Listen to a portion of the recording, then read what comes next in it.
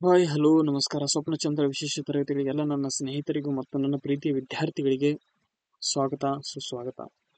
ನೋಡಿ, ನಾವು ಕಳೆದ ಕ್ಲಾಸಲ್ಲಿ 6ನೇ ತರಗತಿಯ ಸಮಾಜ ವಿಜ್ಞಾನದ ಭಾಗ 1ರಲ್ಲಿನ ಇತಿಹಾಸದ ಪರಿಚಯ ಮತ್ತು ಆರಂಭಿಕ ಸಮಾಜದ ಬಗ್ಗೆ ಅಧ್ಯಯನ ಮಾಡಿದ್ದೀವಿ. ಇದರ ನಂತರ 2ನೇ ಭಾಗದಲ್ಲಿ ನಾವು ಸಮಾಜ ವಿಜ್ಞಾನ ಅಂದ್ರೆ 6ನೇ ತರಗತಿಯಲ್ಲಿ 2ನೇ ಭಾಗ ನೋಡ್ರಿ. ಇಲ್ಲಿ ನಾವು ಏನು ಸ್ಟಡಿ ಮಾಡಾಕತ್ತೀವಿ ಅಂತಂದ್ರೆ ಭಾರತ ನಮ್ಮ ಹೆಮ್ಮೆ. ಭಾರತ ನಮ್ಮ ಹೆಮ್ಮೆದರ ಬಗ್ಗೆ ನಾವು ಇವಾಗ ಅಧ್ಯಯನ ಮಾಡಲಿದ್ದೇವೆ. ಪ್ರತಿಯೊಬ್ಬ ಭಾರತೀಯನು ನಮ್ಮ ದೇಶದ ಬಗ್ಗೆ ಹೆಮ್ಮೆ ಪಡಬೇಕಾದ ಸಂಗತಿಗಳನ್ನು ನಾವಿಲ್ಲಿ ಅಧ್ಯಯನ ಮಾಡಬೇಕಾಗಿದೆ. ಪಾಠದ ಪರಿಚಯ ಏನು ಕೊಟ್ಟನಂತ ನೋಡ್ರಿ. ಪಾಠದ ಪರಿಚಯ ಏನು ಕೊಟ್ಟನಂದ್ರ ದೇಶದ ಹಿರಿಮೆ ಗರಿಮೆಗಳ ಬಗ್ಗೆ ಅರಿವು ಮೂಡಿಸುವುದು. ಏನ್ ಮಾಡೋದು? ವಿದ್ಯಾರ್ಥಿಗಳಿಗೆ ದೇಶದ ಹಿರಿಮೆ ಗರಿಮೆಗಳ ಬಗ್ಗೆ ಅರಿವು ಮೂಡಿಸುವುದು ಕಲಿಕೆಯ ಒಂದು ಮಹತ್ವದ ಉದ್ದೇಶ. ಕಲಿಕೆಯ ಮಹತ್ವದ ಉದ್ದೇಶ ಏನು ಕಲಿಕೆಯ ಮಹತ್ವದ ಉದ್ದೇಶ? ದೇಶದ ಹಿರಿಮೆ ಗರಿಮೆಗಳ ಬಗ್ಗೆ ಅರಿವು ಮೂಡಿಸುವುದು ವಿದ್ಯಾರ್ಥಿಗಳಿಗೆ ಇದು ಕಲಿಕೆಯ ಒಂದು ಮಹತ್ವದ ಉದ್ದೇಶ ಆಗಿದೆ. ಇಂತಹ ಅರಿವು ವಿದ್ಯಾರ್ಥಿಗಳಲ್ಲಿ ದೇಶದ ಕುರಿತು ಹೆಮ್ಮೆ ಗೌರವವನ್ನು ಮೂಡಿಸುವುದರೊಂದಿಗೆ ಭಾವನಾತ್ಮಕತೆ ಏಕತೆಯನ್ನು ಹೊರತರಬಲ್ಲದು. ಅಂದ್ರ ದೇಶದ ಬಗ್ಗೆ ಹಿರಿಮೆ ಮತ್ತು ಗರಿಮೆಗಳು ಇರ್ತಿರ್ತಾವಲ್ಲ, ಇಂಥವು ವಿದ್ಯಾರ್ಥಿಗಳಿಗೆ ಅರಿವು ತರುವುದರಿಂದ ಇದು ಕಲಿಕೆಗೆ ಒಂದು ಮಹತ್ವದ ಉದ್ದೇಶ ಆಗಿದೆ ಅಂತ ಹೇಳ್ತಾನೆ. ಇಂತಹ ಅರಿವು ಗರಿಮೆಗಳನ್ನು ವಿದ್ಯಾರ್ಥಿಗಳಲ್ಲಿ ದೇಶದ ಕುರಿತು ಹೆಮ್ಮೆ ಗೌರವವನ್ನು ಮೂಡಿಸುವುದರೊಂದಿಗೆ ಭಾವನಾತ್ಮಕತೆ ಏಕತೆಯನ್ನು ತರಬಲ್ಲದು. ಭಾರತೀಯರು ನೋಡ್ರಿ, ಇಲ್ಲಿ ಭಾರತೀಯರು ವಿವಿಧ ಕ್ಷೇತ್ರಗಳಲ್ಲಿ, ಭಾರತ ದೇಶದವರು ಅಂದ್ರೆ ಭಾರತದ ಪ್ರಾಚೀನ ಭಾರತೀಯರು ವಿವಿಧ ಕ್ಷೇತ್ರಗಳಲ್ಲಿ ನೀಡಿರುವ ಕೊಡುಗೆಗಳನ್ನು ವಿದ್ಯಾರ್ಥಿಗಳಿಗೆ ಪರಿಚಯಿಸಿದಾಗ ಅವರು ಇನ್ನಷ್ಟು ಅಥವಾ ಮತ್ತಷ್ಟು ಬಳ್ಳಗೊಳ್ಳುತ್ತಾರೆ. ಅಂದ್ರೆ ದೇಶದ ಹಿರಿಮೆ ಗರಿಮೆಗಳ ಬಗ್ಗೆ ಹುಡುಗರಿಗೆ ನಾವು ಅಂದ್ರೆ ವಿದ್ಯಾರ್ಥಿಗಳಿಗೆ ಹೇಳಿಕೊಡುವುದರ ಮೂಲಕ ಕಲಿಕೆಗೆ ಒಂದು ಮಹತ್ವದ ಉದ್ದೇಶ ಆಗಿದೆ ಅಂತ ನಾವು ಹೇಳ್ತೀವಿ.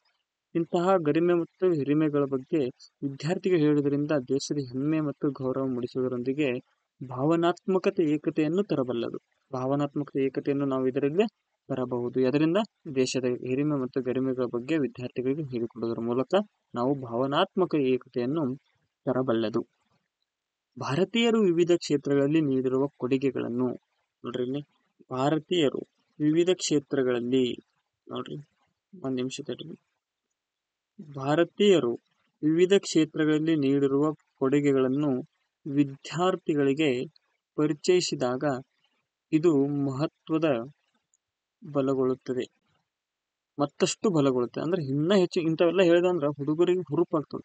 ನಾವು ಏನಾರ ಮಾಡಬೇಕು. ಹಳೆ ಕಾಲದ ಪ್ರಾಚೀನ ಜನರು ಏನೋ ಕಂಡು ಹಿಡಿದಿರ್ತಾರಲ್ಲ, ನಾವು ಅದಕ್ಕಿಂತ ದೊಡ್ಡದು ಏನಾರು ಕಂಡು ಹಿಡಿಬೇಕು ಅನ್ನೋದಷ್ಟು ಹುಡುಗರಿಗೆ ಏನಾಗ್ತದ, ಇದನ್ನು ಪರಿಚಯ ಮಾಡಿಕೊಟ್ಟಾಗ ಅವರಿಗೂ ಮತ್ತಷ್ಟು ಬಲ ತುಂಬಿದಂಗ ಆಗ್ತದೆ.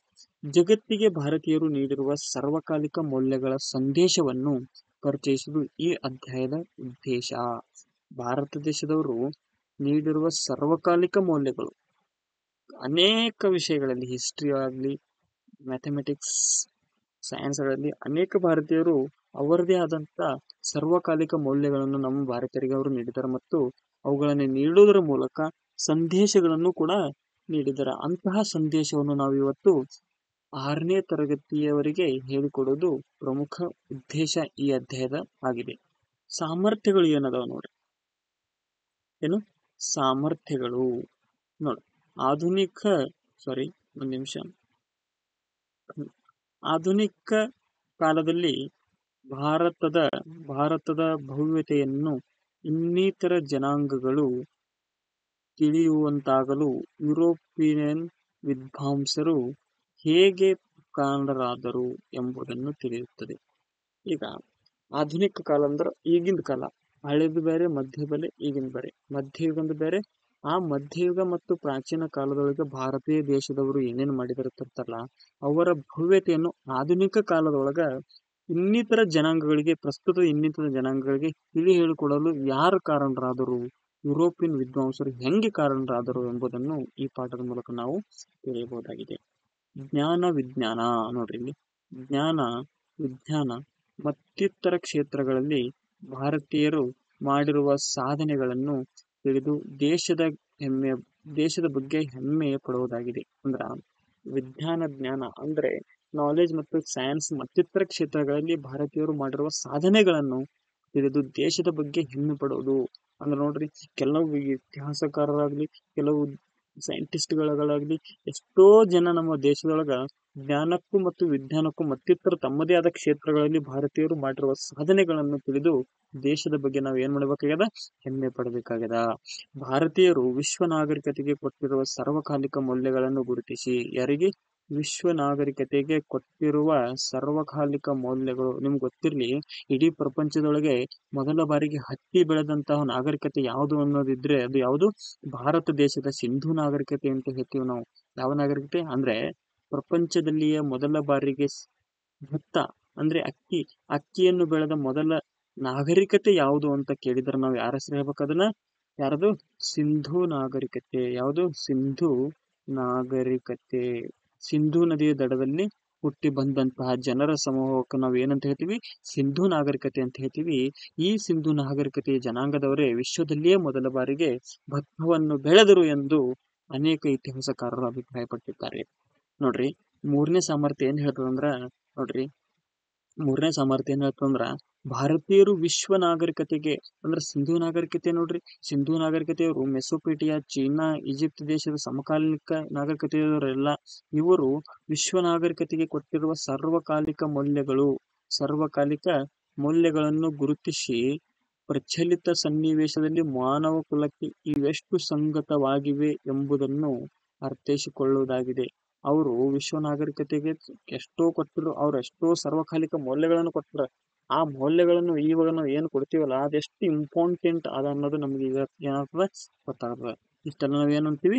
ಒಂದನೇ ಸಾಮರ್ಥ್ಯ, ಎರಡನೇ ಸಾಮರ್ಥ್ಯ. ಒಂದನೇ ಸಾಮರ್ಥ್ಯ ಅನ್ನೋದು ಆಧುನಿಕ ಕಾಲದಲ್ಲಿ ಭಾರತದ ಭವ್ಯತೆಯನ್ನು ಇನ್ನಿತರ ಜನಾಂಗಗಳು ತಿಳಿಯುವಂತಾಗಲು ಯುರೋಪಿಯನ್ ವಿದ್ವಾಂಸರು ಹೇಗೆ ಕಾರಣರಾದರು ಎಂಬುದನ್ನು ತಿಳಿಯುವುದು. ಎರಡನೇ ಸಾಮರ್ಥ್ಯ ಅನ್ನೋದು ನೋಡ್ರಿ, ಜ್ಞಾನ, ವಿಜ್ಞಾನ ಮತ್ತಿತರ ಕ್ಷೇತ್ರಗಳಲ್ಲಿ ಭಾರತೀಯರು ಮಾಡಿರುವ ಸಾಧನೆಗಳನ್ನು ತಿಳಿದು ದೇಶದ ಬಗ್ಗೆ ಹೆಮ್ಮೆ ಪಡುವುದು. ಮೂರನೇದು, ಭಾರತೀಯರು ವಿಶ್ವ ನಾಗರಿಕತೆಗೆ ಕೊಟ್ಟಿರುವ ಸಾರ್ವಕಾಲಿಕ ಮೌಲ್ಯಗಳನ್ನು ಗುರುತಿಸಿ ಪ್ರಚಲಿತ ಸನ್ನಿವೇಶದಲ್ಲಿ ಮಾನವ ಕುಲಕ್ಕೆ ಇವೆಷ್ಟು ಸಂಗತವಾಗಿದೆ ಎಂಬುದನ್ನು ಅರ್ಥೈಸಿಕೊಳ್ಳುವುದು. ಇದನ್ನ ನಾವು ಏನ್ ಹೇಳ್ತೀವಿ? ಮೂರನ ಪಾಠದ ಸಾಮರ್ಥ್ಯಗಳಂತ ಹೇಳ್ತೀವಿ. ಇಷ್ಟೆಲ್ಲ ನಾವಿಲ್ಲಿ ಈ ಮೂರರ ಬಗ್ಗೆ ನಾವಿಲ್ಲಿ ಕಲಿಯೋಣ. ನೋಡ್ರಿ, ಪಾಠದ ಪ್ರವೇಶ ಅಂದ್ರೆ ಮುಂದೆ ಪಾಠ ಮಾಡೋಕ್ಕಿಂತ ಮುಂಚೆ ಪಾಠದ ಪ್ರವೇಶದೊಳಗೆ ಕೆಲವು ಸಂಭಾಷಣೆಗಳನ್ನು ನಡೆದಿವೆ. ಏನಾಗಿದೆ ನೋಡ್ರಿ, ಮೇಡಮ್ ನಾವೇಕೆ ದೇಶದ ಬಗ್ಗೆ ಹೆಮ್ಮೆ ಪಡಬೇಕು ಅಂತ ಒಂದು ವಿದ್ಯಾರ್ಥಿ ಅಂದ್ರೆ ಸತೀಶ್ ಅನ್ನ ಇದು ಸಹಜ ಪ್ರಶ್ನೆ ಆಗಿರ್ತದೆ. ಸತೀಶ್ ಏನ್ ಪ್ರಶ್ನೆ ಮಾಡ್ತಾನ? ಮೇಡಮ್ ಅವ್ರ, ನಾವ್ ಯಾಕೆ ದೇಶದ ಬಗ್ಗೆ ಹೆಮ್ಮೆ ಪಡಬೇಕು ಅಂತ ಕೇಳಿದಾಗ ಶಿಕ್ಷಕಿಯರ ವಿವರ ಹೆಂಗಿರ್ತದೆ ನೋಡ್ರಿ. ಜನನಿ ಜನ್ಮಭೂಮಿಚ್ಚ ಸ್ವರ್ಗಾದಯಪಿ ಗರಿಯಸಿ ಅಂತಂದ್ರ, ತಾಯಿ ಹಾಗೂ ತಾಯಿನಾಡು ಇದು ಸ್ವರ್ಗಕ್ಕಿಂತಲೂ ಮಿಗಿಲಾದುದು ಅಂತ ಹೇಳ್ತಾರೆ. ತಾಯಿ ಮತ್ತು ತಾಯಿನಾಡು ಇದು ಸ್ವರ್ಗಕ್ಕಿಂತಲೂ ಹೆಚ್ಚ. ನಮ್ಮ ಭಾಷೆದಾಗ, ಆಡು ಭಾಷೆದಾಗ, ನಮ್ಮ ಉತ್ತರ ಕರ್ನಾಟಕ ಭಾಷೆದಾಗ ಹೆಂಗ್ ಹೇಳ್ಬೇಕಂದ್ರೆ ಇದಕ್ಕ ತಾಯಿ ಮತ್ತು ತಾಯಿನಾಡು ಇದು ನಮಗ್ ಸ್ವರ್ಗಕ್ಕಿಂತಲೂ ಹೆಚ್ಚ. ಅಂದ್ರ ಜನನಿ ಜನ್ಮಭೂಮಿಶ್ಚ ಸ್ವರ್ಗಾದಪಿ ಗರಿಯಸಿ. ತಾಯಿ ಮತ್ತು ತಾಯಿನಾಡು ಅಥವಾ ತಾಯಿ ಹಾಗೂ ತಾಯಿನಾಡು ಇದು ನಮಗ ಸ್ವರ್ಗಕ್ಕಿಂತಲೂ ಹೆಚ್ಚ, ಸ್ವರ್ಗಕ್ಕಿಂತಲೂ ಜಾಸ್ತಿ ನಮಗ. ನೋಡ್ರಿ,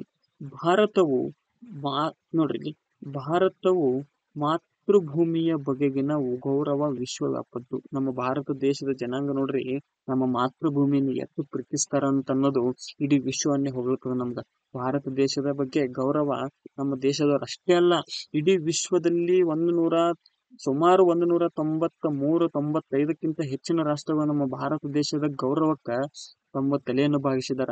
ಯಾಕಂದ್ರೆ ನಮ್ಮ ಭಾರತ ದೇಶದ ಜನರು ತಮ್ಮ ತಾಯಿಯ ನಾಡಿಗೆ ಕೊಟ್ಟಂತಹ ಗೌರವ ವಿಶ್ವವ್ಯಾಪ್ತಿಯೊಳಗೆ ಎಲ್ಲರಿಗೂ ಗೊತ್ತಾಗೈತಿ. ಅಂದ್ರ ಭಾರತದಲ್ಲಿ ಇದ್ದಂತ ಒಬ್ಬ ವ್ಯಕ್ತಿ ಅಥವಾ ಭಾರತದ ಯಾವುದೇ ಒಬ್ಬ ಪೌರತ್ವ ಪಡೆದಂತ ಒಬ್ಬ ಪೌರ ನಮ್ಮ ಭಾರತದ ಬಗ್ಗೆ ಇಷ್ಟೊಂದು ಗೌರವ ಹೊಂದಿದಾನಂತಂದ್ರೆ ಆ ಗೌರವಕ್ಕೆ ಇಡೀ ವಿಶ್ವವನ್ನೇ ಬೆರಗ ಹೋಗಿದೆ. ಒಂದೊಂದು ದೇಶದ ಜನರು ಒಂದೊಂದು ಬಗೆಯಲ್ಲಿ ನೋಡ್ರಿ, ಒಂದೊಂದು ದೇಶದ ಜನರು ಒಂದೊಂದು ಬಗೆಯಲ್ಲಿ ಅದನ್ನು ಕಲ್ಪಿಸಿಕೊಳ್ಳುತ್ತಾರೆ. ನಮ್ಮ ದೇಶದ ಬಗ್ಗೆ ಗೌರವ ನಮ್ಮ ದೇಶ ನಮ್ಗಷ್ಟೇ ಯಾಕ್ರಿ, ಇಡೀ ಪ್ರಪಂಚಕ್ಕೆ ನಮ್ಮ ದೇಶದ ಗೌರವ ಹೆಂಗೈತಿ, ನಮ್ಮ ದೇಶದ ಜನಾಂಗದವ್ರು ಹೆಂಗದಾರ, ನಮ್ಮ ದೇಶದ ಜನರು ತಮ್ಮ ಮಾತೃಭೂಮಿಗೆ ನೀಡುವಂತ ಗೌರವ ಎಷ್ಟು ಕೊಡ್ತಾರ ಅನ್ನೋದು ಇಡೀ ವಿಶ್ವಕ್ಕೆ ಗೊತ್ತೈತಿ. ಹಂಗೆ ಅನೇಕ ರಾಷ್ಟ್ರಗಳಲ್ಲಿ ತಮ್ಮ ತಮ್ಮ ದೇಶದ ಜನರು ಒಂದೊಂದು ಬಗೆಯಲ್ಲಿ ಅದನ್ನು ಕಲ್ಪಿಸಿಕೊಳ್ತಾರೆ. ಅವರವರ ದೇಶದ ಮಾತೃಭೂಮಿ ಬಗ್ಗೆ ಅವರವರು ತಮ್ಮ ತಮ್ಮ ಬಗೆಯಲ್ಲಿ ಅದನ್ನು ಕಲ್ಪಿಸಿಕೊಳ್ತಾರ. ಭಾರತವು ಸೇರಿದಂತೆ ನೋಡ್ರಿ, ಭಾರತವು ಸೇರಿದಂತೆ ನೋಡ್ರಿ ಭಾರತವು ಸೇರಿದಂತೆ ಅನೇಕ ಪುರಾತನ ನಾಗರಿಕತೆಗಳಲ್ಲಿ ಮಾತೃದೇವತೆಯ ಆರಾಧನೆ ನಾ ಹೇಳಿದ್ ನೋಡ್ರಿ, ಇಲ್ಲಿ ಸಿಂಧೂ ನಾಗರಿಕತೆ ಅಂತ ನೋಡ್ರಿ. ಸಿಂಧೂ ನಾಗರಿಕತೆಯವರು ಮಾತೃದೇವತೆಯನ್ನ ಆರಾಧನೆ ಮಾಡ್ತಿದ್ರು. ಅವರು ಯಾರು? ಸಿಂಧೂ ನಾಗರಿಕತೆ. ಭಾರತ ದೇಶದ ನಾಗರಿಕತೆಯ ತೊಟ್ಟಿಲು ಅಂತ ಹೇಳ್ತೀವಿ. ನಾಗರಿಕತೆಯ ತೊಟ್ಟಿಲು ಯಾವುದು? ಸಿಂಧೂ ನಾಗರಿಕತೆ. ಸಿಂಧು ಎನ್ನುವುದು ಇದು ಒಂದು ನದಿ ಹೆಸರು. ಸುಮಾರು 2880 ಕಿಲೋಮೀಟರ್ ಅಷ್ಟು ಈ ನದಿ ಹರಿತದ. ಇದೆಲ್ಲ ಹುಡ್ತದ ಅಂದ್ರೆ ಮಾನಸ ಸರೋವರದ ಚಿಮ್ಯಾಂಗ್ ಡಂಗ್ ನಲ್ಲಿ ಹುಟ್ಟಿ ಭಾರತದ ಪ್ರವೇಶ ಮಾಡಿ ಸುಮಾರು ಭಾರತದಲ್ಲಿ 800ಕ್ಕಿಂತ ಹೆಚ್ಚು ಭಾರತದಲ್ಲಿ ಹರಿತದೆ. ಯಾವುದು? ಈ ಸಿಂಧೂ ನದಿ. ಈ ಸಿಂಧೂ ನದಿಗೆ ನಾವು ಏನಂತ ಹೇಳ್ತೀವಿ? ನದಿಗಳ ತಂದೆ ಅಂತ ಹೇಳ್ತೀವಿ. ನದಿಗಳ ತಂದೆ ಯಾವುದು? ನದಿಗಳ ತಂದೆ ಅಂತ ಹೇಳ್ತೀವಿ. ಯಾವುದಕ್ಕ? ಸಿಂಧೂ ನದಿಯನ್ನು ನಾವು ನದಿಗಳ ತಂದೆ ಅಂತ ಕರಿತೀವಿ. ನಾವು ಈಗಿನ ಪ್ರಪಂಚದೊಳಗ ಅಂದ್ರೆ ಸ್ಪರ್ಧಾತ್ಮಕ ಯುಗದಲ್ಲಿ ಸಿಂಧೂ ನಾಗರಿಕತೆಯ ಬಗ್ಗೆ ಅನೇಕ ಪ್ರಶ್ನೆಗಳನ್ನು ಇಲ್ಲಿಯವರೆಗೂ ಸುಮಾರು ಇಲಾಖೆಗಳಲ್ಲಿ ಕೇಳಿದಂತ ಪ್ರಶ್ನೆ ಪತ್ರಿಕೆಗಳಲ್ಲಿ ಸಿಂಧೂ ನಾಗರಿಕತೆಯ ಬಗ್ಗೆ ಆಗಲಿ ಅಥವಾ ಸಿಂಧೂ ನದಿಯ ಬಗ್ಗೆಗಳಲ್ಲಿ ಅನೇಕ ಪ್ರಶ್ನೆಗಳನ್ನು ಇಲ್ಲಿಯವರೆಗೂ ಕೇಳಿದನ್ನ. ಸಿಂಧೂ ನಾಗರಿಕತೆ ನೋಡ್ರಿ, ಇಡೀ ಸಿಂಧೂ ನಾಗರಿಕತೆ ಇವಾಗ ಎಷ್ಟು ಫೆಸಿಲಿಟಿ ಐತಲ್ಲ, ಇದಕ್ಕಿಂತ 10 ಪಟ್ಟು ಯಾಕ್ರಿ 100ಕ್ಕಿಂತ ಹೆಚ್ಚು ಪಟ್ಟು ಸಿಂಧೂ ನಾಗರಿಕತೆಗಳಿಗೆ ಇವಾಗಿನಕ್ಕಿಂತ ಹೆಚ್ಚಿನ ಫೆಸಿಲಿಟಿ ಇತ್ತು ಅಂತ ಹೇಳ್ತದ. ಬುಕ್ನೊಳಗೆ ನೋಡ್ರಿ, ನೀವು ಅಲ್ಲಿ ಇಲ್ಲಿ ಸಿಗೋ ಎಲ್ಲರ ಬುಕ್ ನೋಡ್ರಿ, ಸ್ವಲ್ಪ ಅಧ್ಯಯನ ಮಾಡಕ ಆರಂಭ ಮಾಡ್ರಿ. ಜೀವನ ಯಾವುದೋ ಶಾಶ್ವತ ಅಲ್ಲ. ಇವತ್ತಿಂದ ನಾಳೆ ಇರಲ್ಲ, ನಾಳಿದ್ದು ನಾಡ್ದಿರಲ್ಲ. ಇವತ್ತು ಕಷ್ಟ ಅನುಭವಿಸ್ತೀವಿ, ನಾಳೆ ಸುಖ ಅನುಭವಿಸ್ತೀವಿ. ನಾಳೆ ಸುಖ ಅನುಭವಿಸ್ತಾರ ಮತ್ತೆ ನಾಡದ ಕಷ್ಟ ಅನುಭವಿಸ್ತೀವೋ ಅಥವಾ ಸುಖ ಅನುಭವಿಸ್ತೀವಿ ಅನ್ನೋದು ಹೇಳಕ್ಕಾಗಲ್ಲ. ಹಾಗಾಗಿ ಎಲ್ಲಾ ವಿದ್ಯಾರ್ಥಿ ಹೇಳೋದು ಏನಂತಂದ್ರೆ, ನೀವು ಒಂದೇ ಒಂದ್ಸಲ ಎಲ್ಲಾನು ಬಿಟ್ಟು ನಾನು ಏನಾರ ಮಾಡ್ಬೇಕು, ನನ್ನ ತಂದೆ ತಾಯಿ ನನ್ನನ್ನು ಇಷ್ಟೊಂದು ದುಡಿದು ಓದ್ಸ್ಯಾರ, ಸ್ಕೂಲ್ ಓದ್ಸಾಕತ್ತಾರ, ನಮ್ಮ ತಂದೆ ತಾಯಿನ ನಾವು ಏನಾರ ಮಾಡ್ಬೇಕು ಅನ್ನೋದು ನಿಮ್ಮ ತಲೆಯಲ್ಲಿ ಏನಾರ ಇದು ಎಲ್ಲವನ್ನು ಬಿಟ್ಟು ಇವಾಗಿಂದನೇ ನೀವು ಅಧ್ಯಯನ ಕಡೆ ಗಮನ ಕೊಡಬೇಕು. ಜಗತ್ತು ನೀವು ಹೇಳಿರೋ ಪ್ರಕಾರ ಸುಲಭ ಅಲ್ಲ. ಪ್ರಪಂಚದಲ್ಲಿ ಏನೇನ್ ಆಗ್ತಿದಾವೋ ಏನೇನ್ ಬಿಡ್ತಿದಾವೋ ಅನ್ನೋದು ಅದು ವಯಸ್ಸಿಗೆ ಹರಿಯರಿಗೆ ಬಂದವರಿಗೆ ಅಥವಾ ಜವಾಬ್ದಾರಿಯನ್ನು ಇರತಕ್ಕಂತ ವಿದ್ಯಾರ್ಥಿಗಳು ಅಥವಾ ಪೌರರಲ್ಲಿ ಮಾತ್ರ ಗೊತ್ತು ಜಗತ್ತು ಹೆಂಗೆ ನಡೀತಾ ಇದೆ ಅಂತ. 2 ವರ್ಷಗಳ ಹಿಂದೆ ನಮಗೆ ಪೆಟ್ರೋಲ್ ಎಷ್ಟಕ್ಕೆ ಸಿಗ್ತಿತ್ತು? 80 ರೂಪಾಯಿ ಸಿಗ್ತಿತ್ತು ಅಥವಾ 70 ರೂಪಾಯಿ ಸಿಗ್ತಿತ್ತು. ಪ್ರಸ್ತುತ ಪೆಟ್ರೋಲ್ ಎಷ್ಟಕ್ಕೆ ಸಿಗ್ತದ? 102 ರೂಪಾಯಿ ಕೊಟ್ಟಿರ್ಬೇಕು. ನಾವು ಎಷ್ಟಕ್ಕ 1 ಲೀಟರ್ ತಗೋಬೇಕಾದ್ರೆ 102ರಿಂದ 104 ರೂಪಾಯಿ ಸಿಗ್ಬೇಕು ಅಂದ್ರೆ ನಮಗೆ ಪೆಟ್ರೋಲ್ ಸಿಗ್ತದ. ಹಾಗಾಗಿ ಎಲ್ಲರೂ ಫಾಲ್ತು ಮಾಡೋದು ಬಿಟ್ಬಿಟ್ಟು ಮೊದಲು ಏನ್ ಮಾಡಬೇಕು? ಅಧ್ಯಯನ ಮಾಡೋದ್ರ ಕಡೆ ಗಮನ ಕೊಡ್ಬೇಕು ಅಂತ ಕೇಳ್ಕೊಂತೀನಿ ನಾನು ಅಷ್ಟೇ. ಇನ್ನು 2ನೇ ಪೇಜ್ ನೋಡ್ರಿ, ಅಲ್ಲೇ ನೋಡ್ರಿ 1ನೇ ಪೇಜ್ದಾಗ ಏನ್ ಹೇಳಿದ್ವಿ? ಅನೇಕ ನಾಗರಿಕತೆಗಳು ವಿಶ್ವದಲ್ಲಿ ಮಾತೃದೇವತೆಯ ಆರಾಧನೆ ಮಾಡ್ತಿದ್ವು. ಹಾಗೆ ಅಲೆಮಾರಿ ಜೀವನ ನಡೆಸುತ್ತಿದ್ದ ಆದಿಮಾನವ ಒಂದೆಡೆ ವಾಸ ಮಾಡಲು ತೊಡಗಿದ. ಅಂದ್ರ ಹಳೆ ಶಿಲಾಯುಗ, ಮಧ್ಯಶಿಲಾಯುಗ, ನವ್ಯಶಿಲಾಯುಗ ಇವೇನು ನಾವು ಯುಗಗಳು ಬರ್ತಿರ್ತಾವಲ್ಲ, ಇದಕ್ಕಿಂತ ಒಂದು ಮಹತ್ವದ ಏನಂತಂದ್ರೆ ಲೋಹಯುಗ. ಏನ್ 4 ಯುಗಗಳದಾವಲ್ಲ, ಹಳೆ ಶಿಲಾಯುಗ, ಮಧ್ಯಶಿಲಾಯುಗ, ನವಶಿಲಾಯುಗ, ಲೋಹಯುಗ. ಈ ಹಳೆ ಶಿಲಾಯುಗ ಮತ್ತು ಮಧ್ಯಶಿಲಾಯುಗ ಅಷ್ಟೊಂದು ಮಾನವನ ಜೀವನ ನಡೆಸೋದು ಅಷ್ಟು ಸುಲಭವಾಗಿರ್ಲಿಲ್ಲ. ಆ ಟೈಮಿನೊಳಗ ಮಾನವ ತಮಗೆ ತಿನ್ನಬೇಕಂತ ಆಹಾರಗಳನ್ನು ಬೇಟೆ ಆಡೋದ್ರ ಮೂಲಕ ಮತ್ತು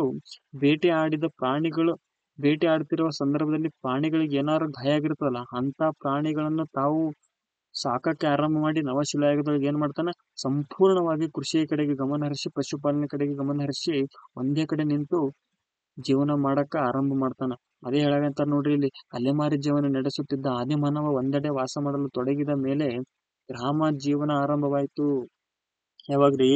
ಎಲ್ಲಾ ಬಿಟ್ಟು ಮಾನವ ಒಂದೇ ಜಾಗನ ನಿಂತು ಜೀವನ ಮಾಡಕ ಆರಂಭ ಮಾಡ್ತಾನ ನೋಡು, ಅವಾಗ ಏನಾದು?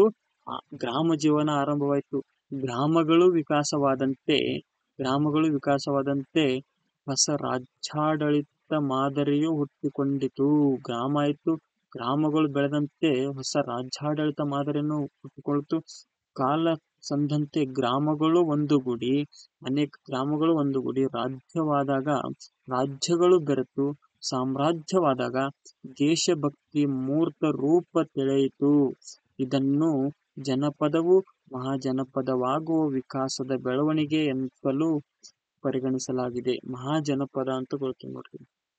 ಮಹಾಜನಪದ ನಮಗ್ ಗೊತ್ತಿರೋ ಪ್ರಕಾರ ನಾವು ಪ್ರಮುಖವಾಗಿ ಎಷ್ಟು ಮಾಡ್ತೀವಿ? 16 ಮಹಾಜನಪದ ಅಂತ. ಕೋಸಲ, ಅಯೋಧ್ಯ ನೋಡ್ರಿ, ವಾರಣಾಸಿ, ವೈಶಾಲಿ, ಈ ತರ ಏನದಾವಲ್ಲ ಇವು, ವತ್ಸ್ಯ, ಇವು ಏನದಾವಲ್ಲ, ಕುರು, ಇಂದ್ರಪ್ರಸ್ಥ, ಏನದಲ್ಲ ಇವೆಲ್ಲ ನಾವು 16 ಪ್ರಮುಖ ಮಹಾಜನಪದಗಳ ಬಗ್ಗೆ ನೋಡ್ಕೊಂತೀವಿ.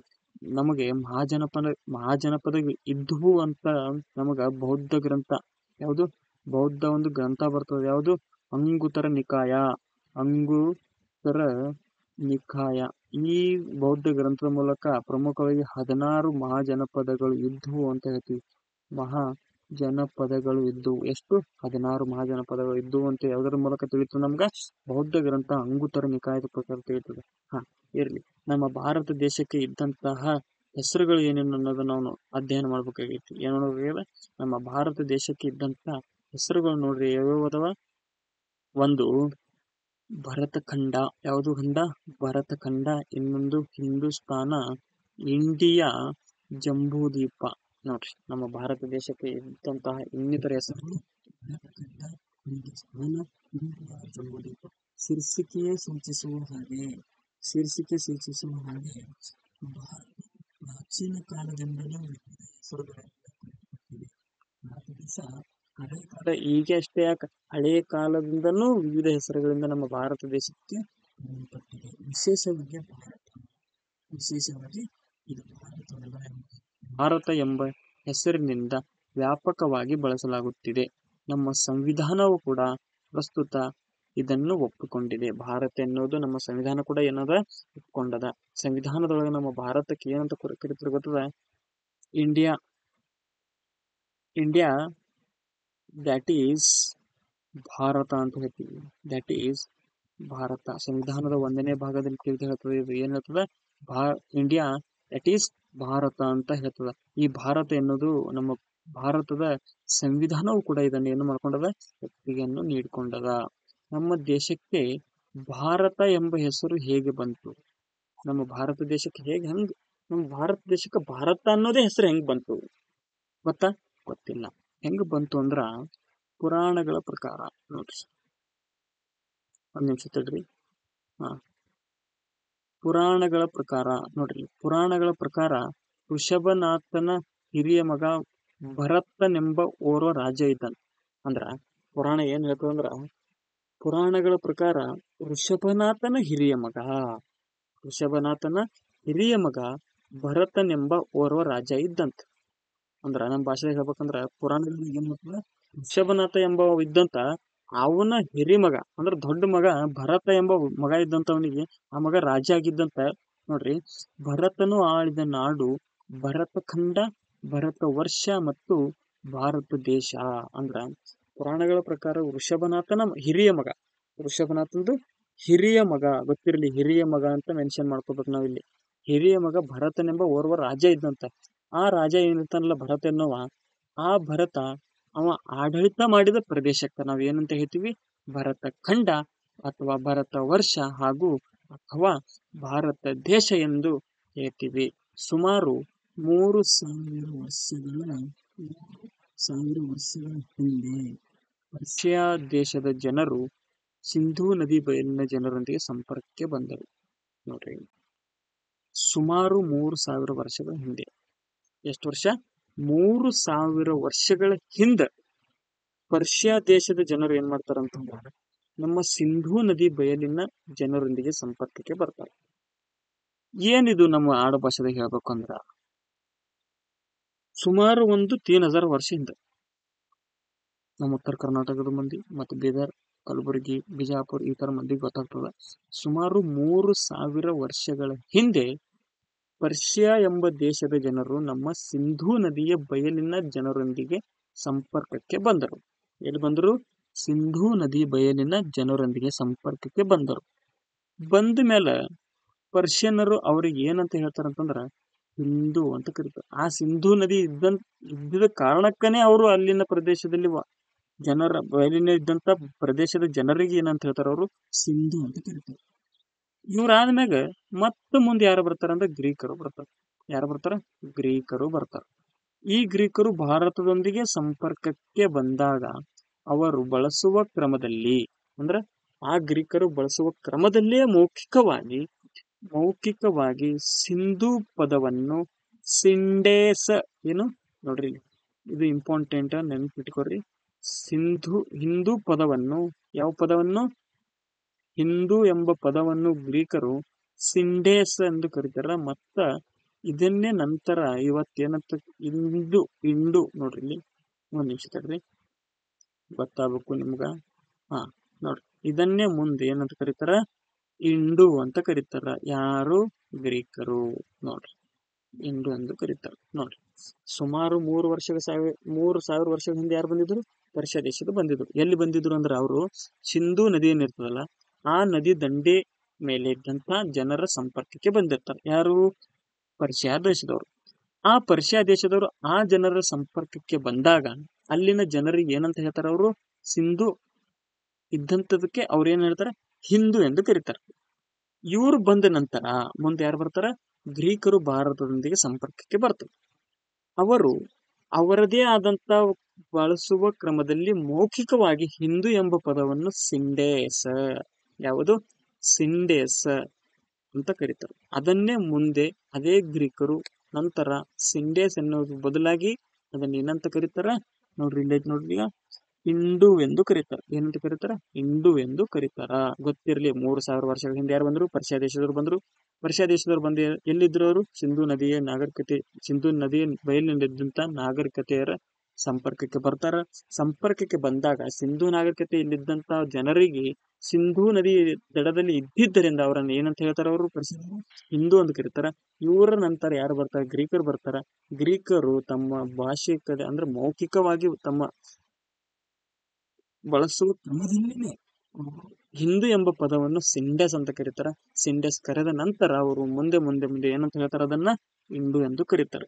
ಮತ್ತೆ ಇವರಾದ ನಂತರ ಪರ್ಷಿಯನರು ಭಾರತಕ್ಕೆ ಪ್ರವೇಶಕ್ಕೆ ಬಂದಿರ್ತಾರ. ಯಾರು? ಪರ್ಷಿಯನ್ನರ ಪ್ರವೇಶದೊಂದಿಗೆ ಹಿಂದೂ ಪದ ಮತ್ತೆ ಬಳಕೆಗೆ ಬಂತು. 3,000 ವರ್ಷಗಳಿಂದ ಅವ್ರು ಬಂದಿದ್ರು, ಹಿಂದೂ ಅಂತ ಕರೆದ್ರು. ಇವರ ನಂತರ ಗ್ರೀಕರು ಬಂದ್ರು, ಅವರು ಸಿಂಡೇಸ್ ನಂತರ ಏನ್ ಕರೆದ್ರು? ಹಿಂದೂ ಅಂತ ಕರೆದ್ರು. ಇವರ ನಂತರ ಮತ್ತೆ ಪರ್ಷಿಯಾ ದೇಶದವ್ರು ಬಂದಾಗ ಮತ್ತೆ ಹಿಂದೂ ಎಂಬ ಪದ ಏನ್ ಮಾಡ್ತು? ಮತ್ತೊಮ್ಮೆ ಬಳಕೆಗೆ ಬಂತು. ಅವರು ಈ ದೇಶವನ್ನು ಹಿಂದೂಸ್ತಾನ, ಈ ದೇಶವನ್ನು ಏನಂತ ಕರೀತಾರ? ಹಿಂದೂಸ್ತಾನ. ಇಲ್ಲಿಯ ಜನರು ಹಿಂದೂಗಳು ಅಂದ್ರೆ ಏನು ಬರ್ತಾರಲ್ಲ ಪರ್ಷಿಯಾ ದೇಶದವರು, ಅವ್ರ ನಂತರ ಗ್ರೀಕರು ಬಂದಿರ್ತಾರೆ. ಈ ಗ್ರೀಕರ ಆದ ನಂತರ ಮತ್ತೆ ಪರ್ಷಿಯರು ಬಂದಾಗ ಆ ಸಿಂಡೇಸ ಮುಂದಿನ ನಂತರದ ಇಂಡು ಎಂಬುದು ಮತ್ತೆ ಹಿಂದೂ ಪದವಾಗಿ ಮತ್ತೆ ಬಳಕೆಗೆ ಬಂತು. ಆ ಬಳಕೆಗೆ ಬಂದಾಗ ಅವರು ಆ ದೇಶವನ್ನು, ಅವ್ರು ಏನ್ ಬಂದಿರ್ತಾರ ಆ ಪ್ರದೇಶಕ್ಕೆ, ಅಲ್ಲಿನ ದೇಶವನ್ನು ಹಿಂದೂಸ್ತಾನ ಅಂತ ಕರೀತಾರೆ. ಆ ಹಿಂದೂಸ್ತಾನದಲ್ಲಿನ ಇದ್ದಂತಹ ಜನರಿಗೆ ಏನಂತ ಹೇಳ್ತಾರೆ ಪರ್ಷಿಯನ್ದವರು? ಹಿಂದೂಗಳು ಎಂದು ಕರೀತಾರೆ.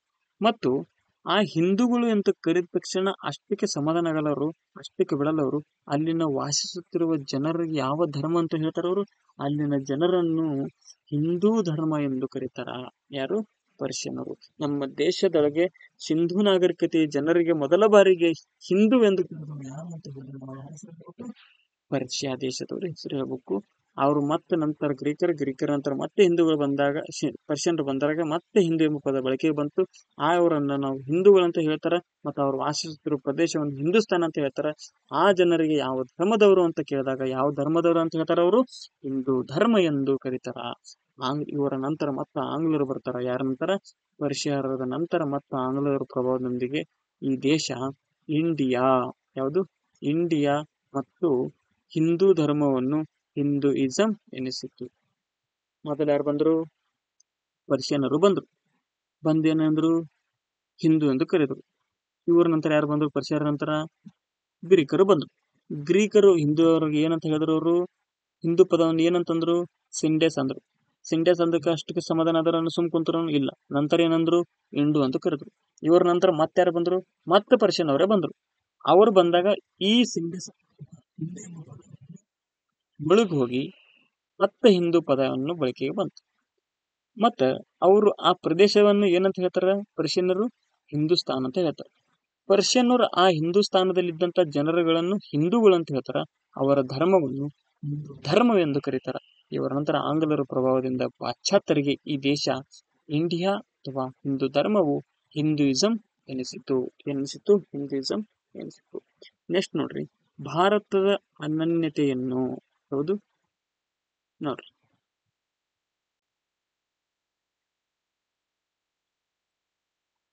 ನೋಡ್ರಿ ಭಾರತದ ಅನನ್ಯತೆಯನ್ನು ಪರಿಚಯಿಸಿದ ಯುರೋಪಿಯನ್ನರು. ನೋಡ್ರಿ, ಭಾರತದ ಅನನ್ಯತೆಯನ್ನು ಪರಿಚಯಿಸಿದ ಯುರೋಪಿಯನ್ನರು. ನೋಡೋಣ ಈಗ ಏನ್ ನೋಡೋಣ, ಭಾರತದ ಅನನ್ಯತೆಯನ್ನು ಪರಿಚಯಿಸಿದ ಯುರೋಪಿಯನ್ನರು ಅಂದ್ರೆ ಪೌರತ್ವವಾದಿಗಳು. ಕೆಲವು ಮಂದಿ ಆಂಗ್ಲ ವಿದ್ವಾಂಸರು ಈ ನೆಲದ ಪ್ರಾಚೀನ ಭವ್ಯತೆಯನ್ನು ಜಗತ್ತಿಗೆ ತೋರಿಸಿಕೊಡಲು ಕಾರಣರಾಗಿದ್ದಾರೆ. ಯಾರು?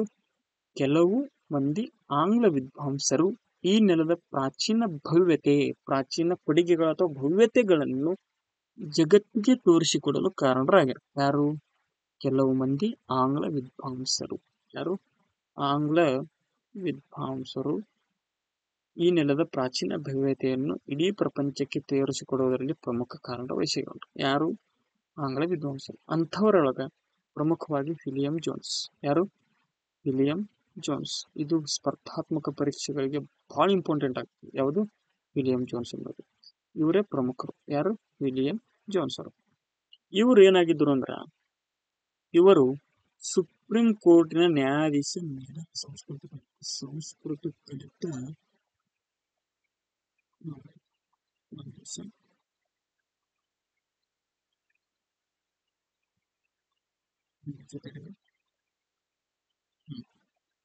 ವಿಲಿಯಂ ಜೋನ್ಸ್ ಅವರು. ಯಾರು? ವಿಲಿಯಂ ಜೋನ್ಸ್ ಅವರು. ಇವರು ಪ್ರಮುಖ ಆಗಿದ್ರು. ಯಾವ್ದಕ್ ಪ್ರಮುಖ ಆಗಿದ್ರು ಅವರು? ನಮ್ಮ ಭಾರತ ದೇಶದ ಪ್ರಾಚೀನ ಭವ್ಯತೆಯನ್ನು ಇಡೀ ದೇಶಕ್ಕೆ ಪರಿಚಯಿಸಿಕೊಡುವವರಲ್ಲಿ ಪ್ರಮುಖರು ಯಾರು? ವಿಲಿಯಂ ಜೋನ್ಸ್ ಅವರು. ಇವ್ರು ಏನಾಗಿದ್ರು ಅಂದ್ರ ಸುಪ್ರೀಂ ಕೋರ್ಟಿನ ನ್ಯಾಯಾಧೀಶರಾಗಿದ್ದರು. ಏನಾಗಿದ್ರು? ಸುಪ್ರೀಂ ಕೋರ್ಟಿನ ನ್ಯಾಯಾಧೀಶರಾಗಿದ್ದರು. ಮೇಧಾವಿಗಳಾಗಿದ್ದರು. ಸಂಸ್ಕೃತವನ್ನು ಕಲಿತಿದ್ರು. ಇವರು ಸಂಸ್ಕೃತ ಭಾಷೆಯ ನುಡಿಗಟ್ಟು ಅದ್ಭುತ ಎಂದು ನುಡಿದರು. ಸಂಸ್ಕೃತ ಭಾಷೆಗೆ ಏನ್ ಹೇಳ್ತಾರಂದ್ರ, ಸಂಸ್ಕೃತ ಭಾಷೆಯ ನುಡಿಗಟ್ಟು ಅದ್ಭುತ. ಏನ್ ಹೇಳ್ತಾರ? ಸಂಸ್ಕೃತ ಭಾಷೆಯ ನುಡಿಗಟ್ಟು ಅದ್ಭುತ ಅಂತ ಹೇಳ್ತಾರ. ಏನ್ ಹೇಳ್ತಾರ? ಸಂಸ್ಕೃತ ಭಾಷೆಯ ನುಡಿಗಟ್ಟು ಅದ್ಭುತ ಅಂತ ಹೇಳ್ತಾರೆ. ಯಾರು? ವಿಲಿಯಂ ಜೋನ್ಸ್ ಅವರು. ಭಾರತದ ಸಾಹಿತ್ಯ ಅಧ್ಯಯನ ಮಾಡುವ ಸಲುವಾಗಿ ಸಂಸ್ಥೆಯೊಂದನ್ನು ಸ್ಥಾಪಿಸಿದರು. ಯಾರು? ಭಾರತದೊಳಗಿನ ಸಾಹಿತ್ಯ ಇರ್ತಾವಲ್ಲ, ಆ ಸಾಹಿತ್ಯಗಳನ್ನು ಅಧ್ಯಯನ ಮಾಡಬೇಕಲ್ಲ, ಅಂದ್ರೆ ಕಲ್ಕೋಬೇಕಲ್ಲ, ಅದರನ್ನ ತಿಳ್ಕೋಬೇಕಲ್ಲ. ಆದ್ದರಿಂದ ವಿಲಿಯಂ ಜೋನ್ಸ್ ಅವರು ಒಂದು ಸಂಸ್ಥೆಯನ್ನು ಸ್ಥಾಪನೆ ಮಾಡ್ತಾರೆ. ಎಷ್ಟರೊಳಗೆ ಸ್ಥಾಪನೆ ಮಾಡ್ತಾರಂತಂದ್ರ 1784 ಏಷ್ಯಾಟಿಕ್ ಸೊಸೈಟಿಯನ್ನು ಸ್ಥಾಪನೆ ಮಾಡ್ತಾರೆ. ಯಾವುದು? ಏಷ್ಯಾಟಿಕ್ ಸೊಸೈಟಿಯನ್ನು ಸ್ಥಾಪನೆ ಮಾಡ್ತಾರೆ. ಇದನ್ನ ಮುಂದೆ ಸಾಮಾನ್ಯ ಶಕರಲ್ಲಿ 1832 ಈ ಸಂಸ್ಥೆಯನ್ನು ಏಷ್ಯಾಟಿಕ್ ಸೊಸೈಟಿ ಆಫ್ ಬೆಂಗಾಲ್ ಎಂದು ಮರುನಾಮಕರಣ ಮಾಡಲಾಯಿತು. ಏನ್ ಮಾಡಲಾಯಿತು? ಏಷ್ಯಾಟಿಕ್ ಸೊಸೈಟಿ ಆಫ್ ಬೆಂಗಾಲ್ ಎಂದು ಮರುನಾಮಕರಣ ಮಾಡಲಾಯಿತು. ಯಾವುದಕ್ಕ? ಏಷ್ಯಾಟಿಕ್ ಸೊಸೈಟಿ ಸ್ಥಾಪನೆ ಆಗಿದೆ ಯಾವಾಗ? 1784. ಈ 1784 ಯಾರು ಈ ಏಷ್ಯಾಟಿಕ್ ಸೊಸೈಟಿಯನ್ನು ಸ್ಥಾಪಿಸಿದರು? ವಿಲಿಯಂ ಜೋನ್ಸ್ ಅವರು ಸ್ಥಾಪಿಸಿದರು. ಎದಕ್ಕೆ ಸ್ಥಾಪನೆ ಮಾಡಿದ್ರು ಇದನ್ನ? ಭಾರತದ ಸಾಹಿತ್ಯದ ಅಧ್ಯಯನ ಮಾಡುವ ಸಲುವಾಗಿ ವಿಲಿಯಂ ಜೋನ್ಸ್ ಅವರು 1784 ಏಷ್ಯಾಟಿಕ್ ಸೊಸೈಟಿ ಸ್ಥಾಪಿಸಿದರು. 1784 ಸ್ಥಾಪಿಸಿದ ಏಷ್ಯಾಟಿಕ್ ಸೊಸೈಟಿಯನ್ನು ಸಾಮಾನ್ಯ ಶಕ 1832 ಇದರ ಹೆಸರು ಬದಲಾವಣೆ ಆಗ್ತದ. ಏನು ಬದಲಾವಣೆ ಆಗ್ತದ ಅಂದ್ರೆ ಮರುನಾಮಕರಣ ಮಾಡ್ತಾರ. ಏನು ಮರುನಾಮಕರಣ ಮಾಡ್ತಾರ ಅಂದ್ರ ಏಷ್ಯಾಟಿಕ್ ಸೊಸೈಟಿ ಎಂಬುದು ಇದ್ದುದನ್ನ ಏಷ್ಯಾಟಿಕ್ ಸೊಸೈಟಿ ಆಫ್ ಬೆಂಗಾಲ್ ಎಂದು ಮರುನಾಮಕರಣ ಮಾಡಲಾಯಿತು. ಈ ಸಂಸ್ಥೆ ನೋಡ್ರಿ, ಈ ಸಂಸ್ಥೆ ಏನ್ ಮಾಡ್ತದೆ ಅಂದ್ರೆ ಪ್ರಮುಖವಾಗಿ ಭಗವದ್ಗೀತೆಯನ್ನು ಇಂಗ್ಲಿಷ್ ಭಾಷಾಂತರವನ್ನು ಪ್ರಕಟಿಸಿತು. ಭಗವದ್ಗೀತೆಗೆ ಇಂಗ್ಲಿಷ್ ಭಾಷಾಂತರ ಮಾಡಿ ಪ್ರಕಟಿಸಿತು. ಈ ಭಗವದ್ಗೀತೆಯನ್ನು ಸಂಸ್ಕೃತದಿಂದ ಇಂಗ್ಲಿಷ್ಗೆ ತರ್ಜುಮೆಗೊಂಡ ಮೊದಲ ಕೃತಿ. ನೋಡ್ರಿ, ಕೇಳ್ತಾನ ಪ್ರಶ್ನೆ ನಾಳೆ ಸ್ಪರ್ಧಾತ್ಮಕ ಪರೀಕ್ಷೆ ಏನ್ ಕೇಳ್ತಾನಂದ್ರ, ಭಾರತ ದೇಶದ ಸಂಸ್ಕೃತದಲ್ಲಿದ್ದಂತ ಒಂದು ಸಾಹಿತ್ಯ ಯಾವುದೇ ಆಗಿರಲದು, ಯಾವುದೇ ಒಂದು ಸಂಸ್ಕೃತ ಸಾಹಿತ್ಯ ಮೊದಲ ಬಾರಿಗೆ ಇಂಗ್ಲಿಷಿಗೆ ಭಾಷಾಂತರಗೊಂಡ ಕೃತಿ ಯಾವುದು ಅಂತ ಕೇಳಿದಾಗ ನಾವು ಯಾವ್ದು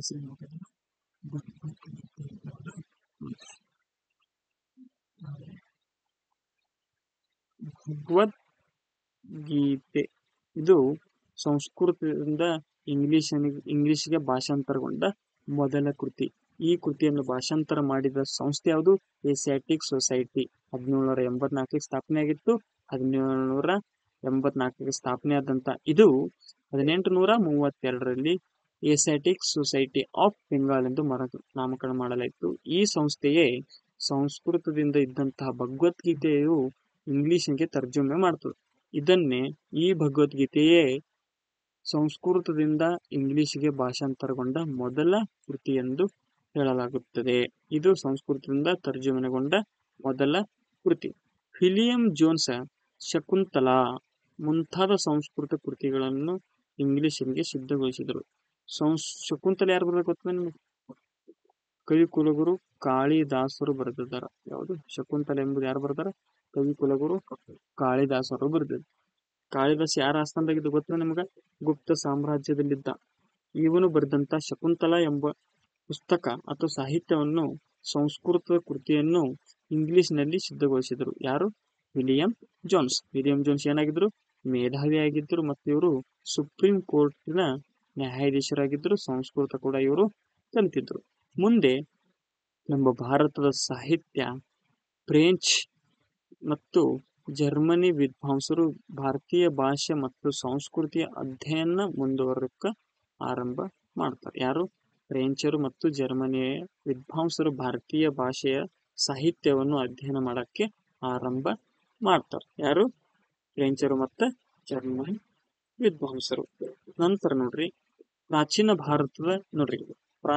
ಭಾರತದ ಸ್ಥಳನಾಮಗಳು ಮತ್ತು ಚಾರಿತ್ರಿಕ ನೆಲೆಗಳು. ನೋಡ್ರಿ, ಪ್ರಾಚೀನ ಭಾರತದ ಸ್ಥಳನಾಮ ಮತ್ತು ಚಾರಿತ್ರಿಕ ನೆಲೆಗಳು ನಿಮ್ಗೆ ಗೊತ್ತಿರಬೇಕಿಲ್ಲಿ. ಒಂದ್ ನಿಮಿಷ ತಿಳಿದು.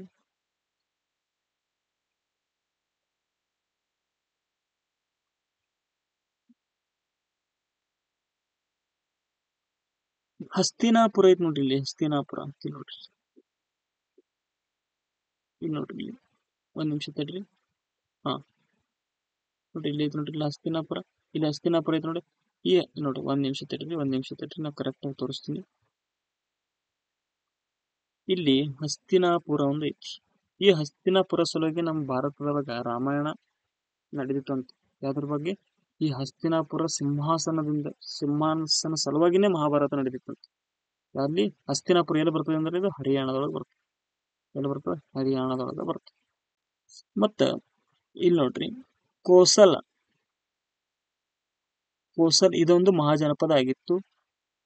ಮತ್ತ ಈ ರಿಹಾಂದ್ ಅಣೆಕಟ್ಟು ಗೊತ್ತದ ನಿಮ್ಗ? ರಿಹಾಂದ್ ಅಣೆಕಟ್ಟು ಇದು ಸೋನಾ ನದಿಗೆ ಸಂಬಂಧಪಟ್ಟೈತಿ. ಇದು ಸೋನಾ ನದಿ ರಿಹಾಂದ್ ನದಿಗೆ ಸಂಬಂಧಪಟ್ಟೈತಿ. ಸೋನಾ ಎಂಬುದು ರಿಹಾಂದ್ ಅಣೆಕಟ್ಟು ಇದು ಯಾವುದಕ್ಕೆ? ರಿಹಾಂದ್ ಎನ್ನುವುದು ಅಣೆಕಟ್ಟೆ ಈ ಸೋನಾ ನದಿಗೆ ಸಂಬಂಧಪಟ್ಟೈತಿ. ಮಹಾನದಿ ಇದು ಛತ್ತೀಸ್ಗಢದೊಳಗೆ ಹುಡ್ತದೆ. ಇಲ್ಲಿ ಛತ್ತೀಸ್ಗಢದಾಗ ಹುಡ್ತದೆ. ಸುಮಾರು 780 ಕಿಲೋಮೀಟರ್ ಹರಿತದೆ ಮಹಾನದಿ. ಗೋದಾವರಿ ನದಿ ಇದು ಪರ್ಯಾಯದಲ್ಲಿ ಅತಿ ಉದ್ದವಾಗಿ ಹರಿಯುವ ನದಿ. ದಕ್ಷಿಣ ಭಾರತದ ರುದ್ರ ಗಂಗೆ ಅಂತ ಕರಿತೀವಿ. ಯಾವ್ದಕ್ಕೆ? ದಕ್ಷಿಣ ಭಾರತದ ರುದ್ರ ಗಂಗೆ ಅಂತ ಕರಿತೀವಿ. ನೋಡ್ರಿ, ಕಳಿಂಗ ಅನ್ನೋದೈತಿ ನೋಡ್ರಿ, ಇಲ್ಲಿ ಕಳಿಂಗ. ಇದು ಒಡಿಸ್ಸಾದ ಆಗಿನ ಹೆಸರು. ಯಾವುದು? ಕಳಿಂಗ. ನೋಡ್ರಿ, ಮಾನ್ಯಖೇಟ ಇದು ರಾಷ್ಟ್ರಕೂಟರ ರಾಜಧಾನಿ ಆಗಿತ್ತು. ಯಾರ್ದು? ರಾಷ್ಟ್ರಕೂಟರದ ರಾಜಧಾನಿ ಆಗಿತ್ತು. ನೋಡ್ರಿ, ಮತ್ತೆ ಯಾವ್ದು? ಶ್ರವಣಬೆಳಗೊಳ ಎಲ್ಲ ಬರ್ತದ? ಹಾಸನ ಒಳಗ ಬರ್ತದ. ಇದು ಕರ್ನಾಟಕ ಕಂಡು ಬರ್ತೈತಿ. ಆಂಧ್ರ ಕರಾವಳಿ ತೀರವನ್ನು ಏನಂತ ಕರೀತಾರ ನಾವು ಗೊತ್ತದ?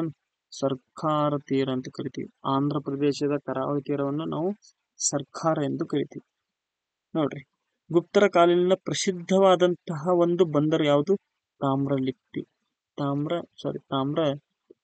ಇದು ಗುಪ್ತರ ಕಾಲೀನದಲ್ಲಿನ ಪ್ರಮುಖ ಬಂದರು ಆಗಿತ್ತು. ಮತ್ತ ಬ್ರಹ್ಮಪುತ್ರ ನದಿ ಇದೆ ನೋಡಿ. ಇದು ಬ್ರಹ್ಮಪುತ್ರ ಅರುಣಾಚಲ ಪ್ರದೇಶದ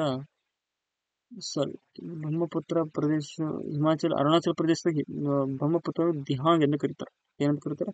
ದಿಹಾಂಗ್ ಎಂದು ಕರೀತಾರೆ. ಅದಕ್ಕ ಬ್ರಹ್ಮಪುತ್ರ ನದಿಯನ್ನು ಅರುಣಾಚಲ ಪ್ರದೇಶದಾಗ ಏನಂತ ಹೇಳ್ತೀವಿ ಅಂತಂದ್ರೆ ದಿಹಾಂಗ್ ಎಂದು ಕರಿತೀವಿ.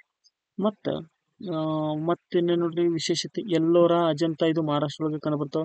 ನಾಸಿಕ್ ಇದು 0 mile centre, zero mile centre ಎಲ್ಲಿ ಇದೆ, ನಾಸಿಕ್ ಒಳಗೆ ಕಂಡು ಬರ್ತದೆ. ವಾತಾಪಿ ಪ್ರಸ್ತುತದ ಬಾದಾಮಿ. ದೋರ ಸಮುದ್ರ ಹಳೆಬೀಡು. ಬೇಲೂರು ಅಂತಾನು ಹೇಳ್ತೀವಿ. ಹಿಂದೂ ಮಹಾಸಾಗರ ಬರ್ತದ.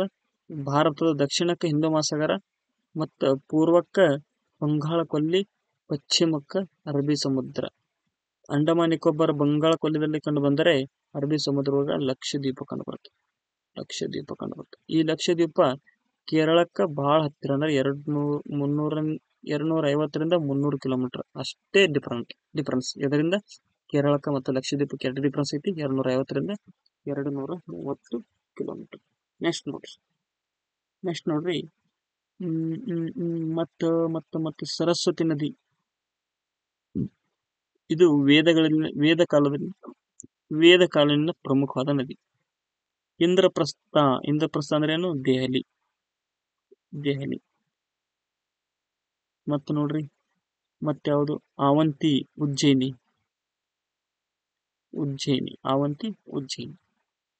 ಎಸ್, ಗೊತ್ತಿರಬೇಕು. ಇದು ಹಳೆಯ ಹೆಸರುಗಳ ಬಗ್ಗೆ, ಈಗಿನ ಹೆಸರುಗಳ ಬಗ್ಗೆ ಗೊತ್ತಿದೆ. ಪಾಟ್ಲಿಪುತ್ರ, ಇದನ್ನೇ ಇವಾಗಿನ ಪಾಟ್ನಾನೇ ಬಿಹಾರದ ರಾಜಧಾನಿಯಾಗಿರುತ್ತೆ. ಬಿಹಾರ ಅನ್ನೋದೊಂದು ರಾಜ್ಯ, ಅದ ರಾಜ್ಯದ ರಾಜಧಾನಿ ಪಾಟ್ನಾ. ಈ ಪಾಟ್ನಾದ ಹಳೆಯ ಹೆಸರು ಪಾಟ್ಲಿಪುತ್ರ. ಈ ಪಾಟ್ಲಿಪುತ್ರಕ್ಕೆ ಯಾರು ಕಟ್ಟಾರ ಅನ್ನೋದು ಗೊತ್ತಿರ್ಬೇಕು. ಮಗಧ ವಂಶದ ಉದಯನ ಕಟ್ಟಿಸಿದ್ದ. ಈ ಪಾಟ್ಲಿಪುತ್ರದ ಹಳೆಯ ಕಾಲ ಹೆಸರೇನು? ಕುಸುಮಪುರ ಆಯ್ತು. ಈ ಕುಸುಮಪುರ ಆದ ನಂತರ ಪಾಟ್ಲಿಪುತ್ರ ಆದ ನಂತರ ಪಾಟ್ನಾದೊಳಗ ಬಿರ್ಜು ಪಟ್ನಾಯಕ್ ಅವರ ಅಂತಾರಾಷ್ಟ್ರೀಯ ವಿಮಾನ ನಿಲ್ದಾಣ ಕಂಡು ಬರುತ್ತೆ. ನೆಕ್ಸ್ಟ್ ನೋಡ್ರಿ, ಭೂಪಟ ನೋಡಿದ್ರೆ ಹಿಂದೆ ಭೂಪಟದಲ್ಲಿ ನೀಡಿರುವ ಪ್ರಾಚೀನ ಸ್ಥಳನಾಮಗಳನ್ನು ಗಮನಿಸಿ. ಇವು ಆ ಕಾಲದ ಶಾಸನಗಳಲ್ಲಿ ಕಂಡು ಬರುತ್ತವೆ. ಆ ಕಾಲದೊಳಗೆ ಏನ್ ಶಾಸನ ಇದ್ವಲ್ಲ, ಪ್ರಾಚೀನ ಭಾರತದ ನಕಾಶೆಲಿನ ಹೆಸರುಗಳಲ್ಲ, ಆ ಹೆಸರುಗಳು ಎಲ್ಲಿ ಕಂಡು ಬರ್ತಾವ ಅಂದ್ರೆ ಆ ಕಾಲದಲ್ಲಿನ ಶಾಸನಗಳಲ್ಲಿ ಕಂಡು ಬರ್ತವೆ. ಹೆಚ್ಚಿನ ಸ್ಥಳ ನಾಮಗಳು ಬದಲಾಗಿವೆ. ಹಳೆ ಕಾಲದ ಹೆಸರುಗಳು ಈಗಿನ ಕಾಲದ ಹೆಸರುಗಳು ತುಂಬಾ ಬದಲಾಗ್ಯಾವ. ಮೊದಲ ಬಿಹಾರಕ್ಕೆ ಏನಂತ ಹೇಳ್ತಿದ್ರು? ಮಗಧ ಅಂತ ಹೇಳ್ತಿದ್ರು. ಈಗೇನ್ ಹೇಳ್ತಾರೆ? ಬಿಹಾರ ಅಂತ ಹೇಳ್ತಾರೆ. ಒಡಿಸ್ಸಾಕ್ಕ ಮೊದಲ ಕಳಿಂಗ ಅಂತ ಹೇಳ್ತಿದ್ರು, ಈಗ ಒಡಿಸ್ಸಾಗೆ ಸಂಬಂಧಪಟ್ಟಂತ ವಿಧಿ ಯಾವುದು?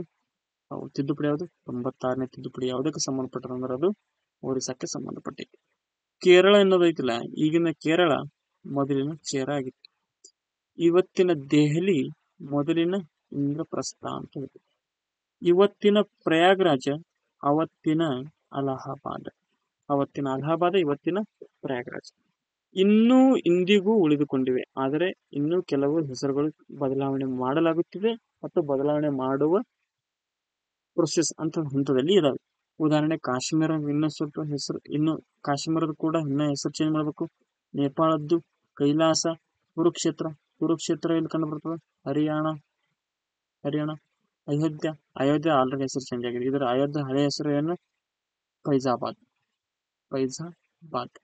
ಅಯೋಧ್ಯೆ ಯಾವ ನದಿ ದಂಡೆ ಕಂಡು ಬರ್ತದೆ? ಸರಿಯು ನದಿ ದಂಡೆ ಕಂಡು ಬರ್ತದೆ. ಮಥುರಾ, ಇದು ಶ್ರೀಕೃಷ್ಣ ಹುಟ್ಟಿದ ಭೂಮಿ ಅಂತ ಹೇಳ್ತೀವಿ ನಾವು. ಶ್ರೀಕೃಷ್ಣ ಹುಟ್ಟಿದ ಭೂಮಿ ಯಾವ್ದಕ್ಕೆ ಹೇಳ್ತೀವಿ ನಾವು? ಮಥುರಾ ಅಂತ ಹೇಳ್ತೀವಿ. ಈ ಮಥುರಾ ಇಲ್ಲಿ ಕಂಡು ಬರ್ತದೆ? ಉತ್ತರ ಪ್ರದೇಶದಲ್ಲಿ ಕಂಡು ಬರ್ತದೆ. ಸ್ಥಳ ನಾಮಗಳನ್ನು ಬದಲಿಸುವ ವಿದ್ಯಮಾನವು ಕಾಲಕ್ಕೆ ನಡೆದಿದೆ, ಈಗಲೂ ಕೂಡ ನಡೆಯುತ್ತಿದೆ. ಉದಾಹರಣೆ ಮದ್ರಾಸ್ ಇದ್ದು ಚೆನ್ನೈ ಇತ್ತು. ಪ್ರಯಾಗರಾಜ್ ಎನ್ನುವುದು ಮೊದಲೇನಿತ್ತು? ಅಲಹಾಬಾದ್ ಅಂತಿದ್ರು. ಈಗ ಮೊದಲೇನಿತ್ತು? ಬರೋಡಾ ಇತ್ತು, ಈಗ ವಡೋದರ ಅಂತೀವಿ. ಮೊದಲು ಬೊಂಬೈ ಅಂತಿದ್ವಿ, ಈಗೇನಂತೀವಿ? ಮುಂಬೈ ಅಂತಿದ್ವಿ. ಇಂತಹ ವಿದ್ಯಮಾನಗಳು ಅನೇಕ ಅರಿವು ಮೂಡಿಸುವ ಉದ್ದೇಶದಿಂದ ಪರಿಚಯಾತ್ಮಕವಾಗಿ ಭೂಪಟವನ್ನು ಪ್ರಾರಂಭದಲ್ಲಿಯೇ ನೀಡಲಾಗಿದೆ. ಇನ್ನ ನಮ್ಮ ಹೆಮ್ಮೆಯ ಭಾರತದ ಬಗ್ಗೆ ನಾವು ಅಧ್ಯಯನ ಮಾಡಾಕ್ತೀವಿ ಅಂತಂದ್ರೆ, ಭಾರತದ ಬಗ್ಗೆ ಹೆಮ್ಮೆ ಪಡೋದರಲ್ಲಿ ಪ್ರಮುಖವಾದ ಕ್ಷೇತ್ರ ಯಾವುದು? ಗಣಿತ ಕ್ಷೇತ್ರ. ನೋಡ್ರಿ, ಗೊತ್ತಿರ್ಬೇಕು ನಿಮ್ಗೆ. ಗಣಿತ ಕ್ಷೇತ್ರಕ್ಕೆ ಭಾರತೀಯರು ನೀಡಿದ ಅದ್ಭುತ ಕೊಡುಗೆ ಏನು? ಗೊತ್ತಿರ್ಬೇಕಲ್ಲ. ಭಾರತ ದೇಶಕ್ಕ ಅಂದ್ರೆ ಭಾರತ ದೇಶದ ಜನರು ಗಣಿತ ಕ್ಷೇತ್ರಕ್ಕೆ ನೀಡಿದಂತಹ ಕೊಡುಗೆಗಳು ಯಾವುವು ಅಂತ ಗೊತ್ತಿಲ್ಲ. ಅಶೋಕನ ಲೇಖನಗಳಲ್ಲಿ ಅಂಕಿಗಳನ್ನು ವಿಪುಲವಾಗಿ ಬಳಸಲಾಗಿದೆ. ಇವು 2300 ವರ್ಷಗಳಷ್ಟು ಹಿಂದಿನವು. ಇದಾದ 1000 ವರ್ಷಗಳ ಮೇಲೂ ಯುರೋಪಿಯನ್ ರಾಷ್ಟ್ರಗಳಲ್ಲಿ ಅಂಕಿಗಳು ಬಳಕೆಗೆ ಬಂದಿರಲಿಲ್ಲ. ಅಶೋಕನ ಶಾಸನಗಳಲ್ಲಿ ಕೆಲವು ಅಂಕಿಗಳು ಕಂಡು ಬರ್ತಾವ. ಆ ಅಂಕಿಗಳು ಯಾವಾಗಿನ ಕಾಲದಂದು? ಅವು 2300 ವರ್ಷಗಳಷ್ಟು ಹಿಂದಿನವು. ಇದಾದ ನಂತರ 1000 ವರ್ಷಗಳ ಮೇಲೂ ಕೂಡ ಯುರೋಪಿಯನ್ನರಿಗೆ ಇನ್ನೂ ಏನು ಗೊತ್ತಿರಲಿಲ್ಲ? ಅಂಕಿಗಳು ಗೊತ್ತಿರಲಿಲ್ಲ ಅಂತ. ಅಂಕಿಗಳು ನೋಡ್ರಿ, ಅಂಕಿಗಳು, ದಶಮಾಂಶಗಳು, ಭಿನ್ನ ರಾಶಿಗಳು, ಬೀಜಗಣಿತ ಇವೆಲ್ಲವೂ ಗಣಿತಕ್ಕೆ ಪ್ರಾಚೀನ ಭಾರತೀಯರು ನೀಡಿದ ಕೊಡುಗೆಗಳು. ಯಾವ್ಯಾವ?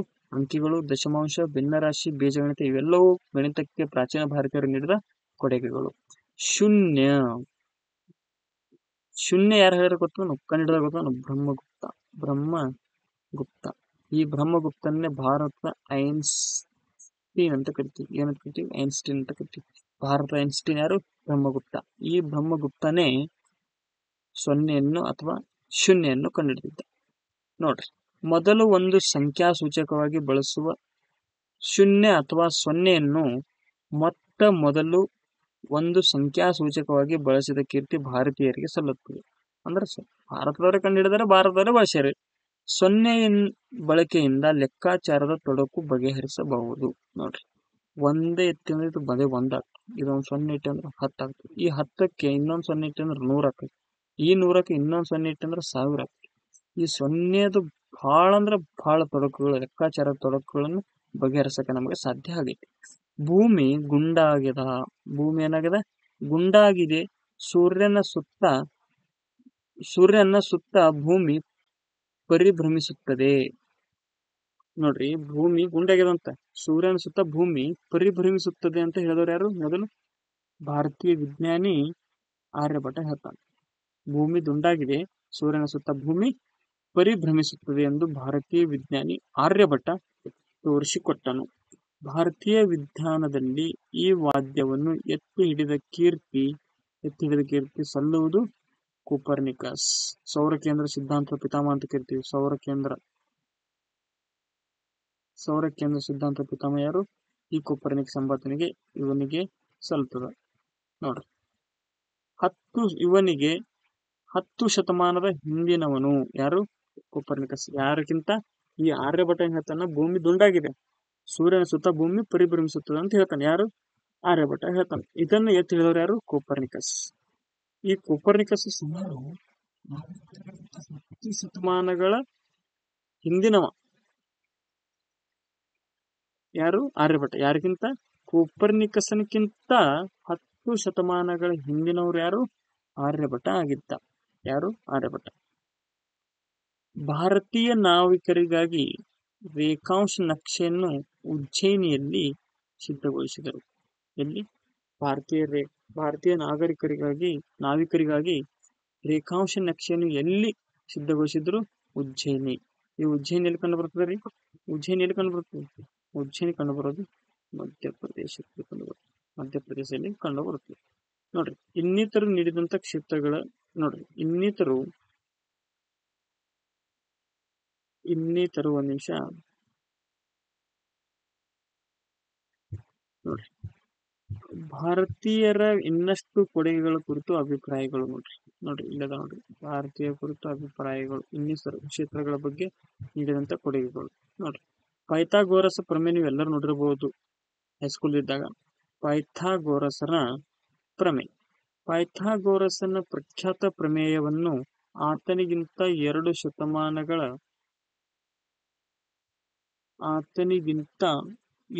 ಶತಮಾನಗಳ ಮೊದಲೇ ಗುರುತಿಸಿದವನು ಭಾರತೀಯ ವಿಜ್ಞಾನಿ ಬೋಧಾಯನ. ಯಾರು? ಬೋಧಾಯನ. ಪ್ರಮೇಯವನ್ನು ಮೊದಲ ಬಾರಿಗೆ ಅಂದ್ರೆ ಪೈಥಾಗೋರಸನಕ್ಕಿಂತ ಮುಂಚೆನೆ ಪ್ರಮೇಯವನ್ನು ಆತನಿಗಿಂತ 2 ಶತಮಾನಗಳ ಮೊದಲೇ ಯಾರು ಗುರುತಿಸಿದ್ರು? ಅದು ಭಾರತೀಯ ವಿಜ್ಞಾನಿ ಬೋಧಾಯನ ಗುರುತಿಸಿದ. ವಸ್ತುವಿನ ಅವಿಭಾಜ್ಯ ಕಣವಾದ ಅಣುವನ್ನು ಕಣಾದ ಎಂಬ ಭಾರತೀಯ ವಿಜ್ಞಾನಿ 27 ಶತಮಾನಗಳಷ್ಟು ಹಿಂದೆಯೇ ಪ್ರತಿಪಾದಿಸಿದನೆಂಬ ಅಭಿಪ್ರಾಯವಿದೆ. ಯಾವುದು? ಅಣುವನ್ನು ಕಣಾದ ಎಂಬ ಭಾರತೀಯ ವಿಜ್ಞಾನಿ 27 ಶತಮಾನಗಳಷ್ಟು ಹಿಂದೆಯೇ ಪ್ರತಿಪಾದಿಸಿದನೆಂಬ ಅಭಿಪ್ರಾಯಗಳು ಇದಾವೆ. ನೋಡ್ರಿ ನೋಡ್ರಿ ಭಾರತೀಯರು ಪ್ರಾಚೀನ ಕಾಲದಿಂದಲೂ ಉಕ್ಕನ್ನು ತಯಾರಿಸುತ್ತಿದ್ದರು ಎಂಬ ನಂಬಿಕೆಗಳು ಇದಾವೆ. ಅಂದ್ರ ಭಾರತೀಯರು ಪ್ರಾಚೀನ ಕಾಲದಿಂದನೂ ಕೂಡ ಉಕ್ಕನ್ನು ತಯಾರಿಸುತ್ತಿದ್ದರು ಎಂಬ ನಂಬಿಕೆಗಳು ಇದಾವೆ. ನೌಕಾ ನಿರ್ಮಾಣ ವಿಜ್ಞಾನದಲ್ಲಿ ಭಾರತೀಯರು ಪ್ರಥಮ ಸ್ಥಾನದಲ್ಲಿದ್ದರು. ನೌಕಾ ನಿರ್ಮಾಣ ವಿಜ್ಞಾನದಲ್ಲಿ ಭಾರತೀಯರು ಪ್ರಥಮ ಸ್ಥಾನದಲ್ಲಿದ್ದರು. ಗುಜರಾತಿನ ಸುರತ್ ಅತಿ ದೊಡ್ಡ ನೌಕಾ ನಿರ್ಮಾಣದ ಕೇಂದ್ರವೆಂದು ಪ್ರಸಿದ್ಧವಾಗಿತ್ತು. ಯಾವುದು? ನೌಕಾ ನಿರ್ಮಾಣದ ಅತಿ ದೊಡ್ಡ ಕೇಂದ್ರ ಒಂದು ಯಾವುದು ಪ್ರಸಿದ್ಧವಾಗಿತ್ತು? ಸುರತ್. ಗುಜರಾತಿನ ಸುರತ್. ಈ ಸುರತ್ ನಾವು ಏನಂತ ಹೇಳ್ತೀವಿ? ಡೈಮಂಡ್ ಸಿಟಿ ಅಂತ ಕರಿತೀವಿ. ಸುರತ್ ಈ ಸುರತ್ ಎಂಬುದು ಯಾವ ನದಿಯ ದಂಡೆ ಮೇಲೆ ಕಂಡು ಬರ್ತದ? ಇದು ಪಣಜಿ ನದಿ ದಂಡೆ ಮೇಲೆ ಕಂಡು ಬರ್ತದೆ. ಸುರತ್ ಅನ್ನು ನಾವು ಏನಂತ ಹೇಳ್ತೀವಿ ಅಂತಂದ್ರೆ ಡೈಮಂಡ್ ಸಿಟಿ ಮತ್ತು ಫಿಲ್ಮ್ ಸಿಟಿ ಅಂತ ಕರಿತೀವಿ. ಯಾವುದು? ಸುರತ್. ನೋಡ್ರಿ ಭಾರತೀಯರು ಮುಂಗಾರು ಮಾರುತಗಳನ್ನು ಗುರುತಿಸಿದ ಮೇಲೆ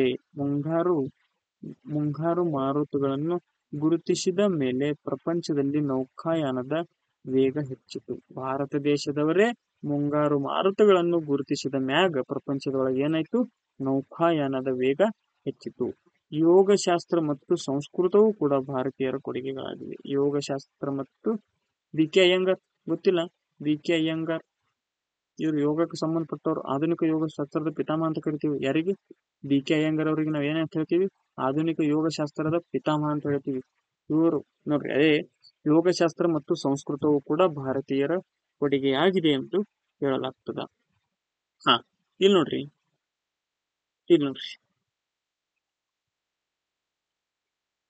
ವಿದೇಶದಲ್ಲಿ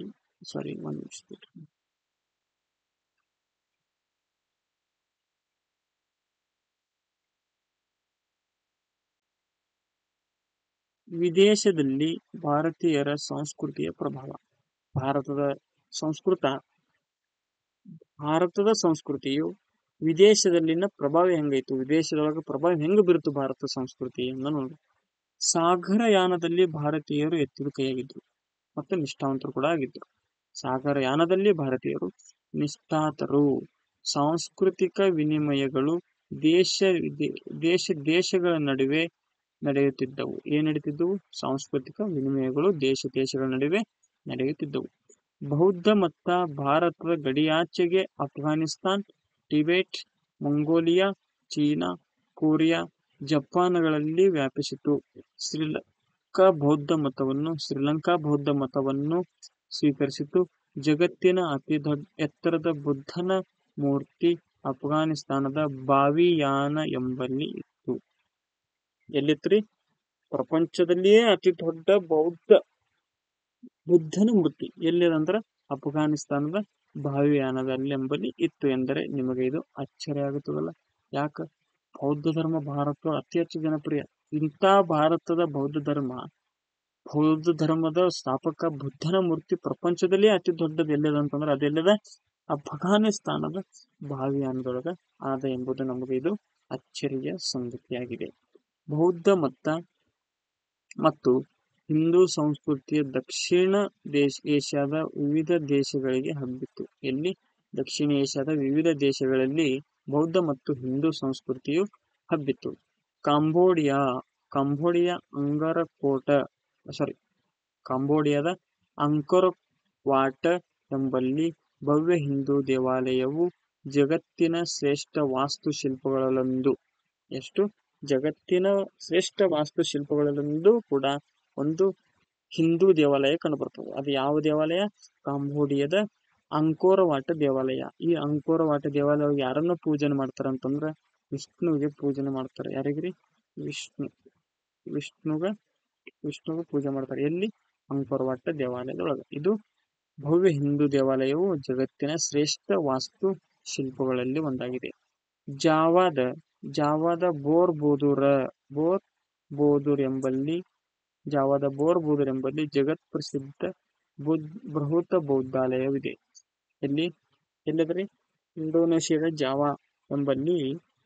ಜಗತ್ ಪ್ರಸಿದ್ಧವಾದ ಬೃಹತ್ ಬೌದ್ಧಾಲಯ ಎಲ್ಲಿ ಕಂಡು ಬರ್ತದೆ ಅಂತಂದ್ರೆ ಅದು ಜಾವಾದ ಬೋರ್ ಬೋಧರ್ ಎಂಬಲ್ಲಿ ಕಂಡು ಬರ್ತದೆ. ಏನ್ರಿ ಜಗತ್ ಪ್ರಸಿದ್ಧವಾದಂತ ಬೌದ್ಧಾಲಯ ಎಲ್ಲಿ ಕಂಡು ಬರ್ತದ?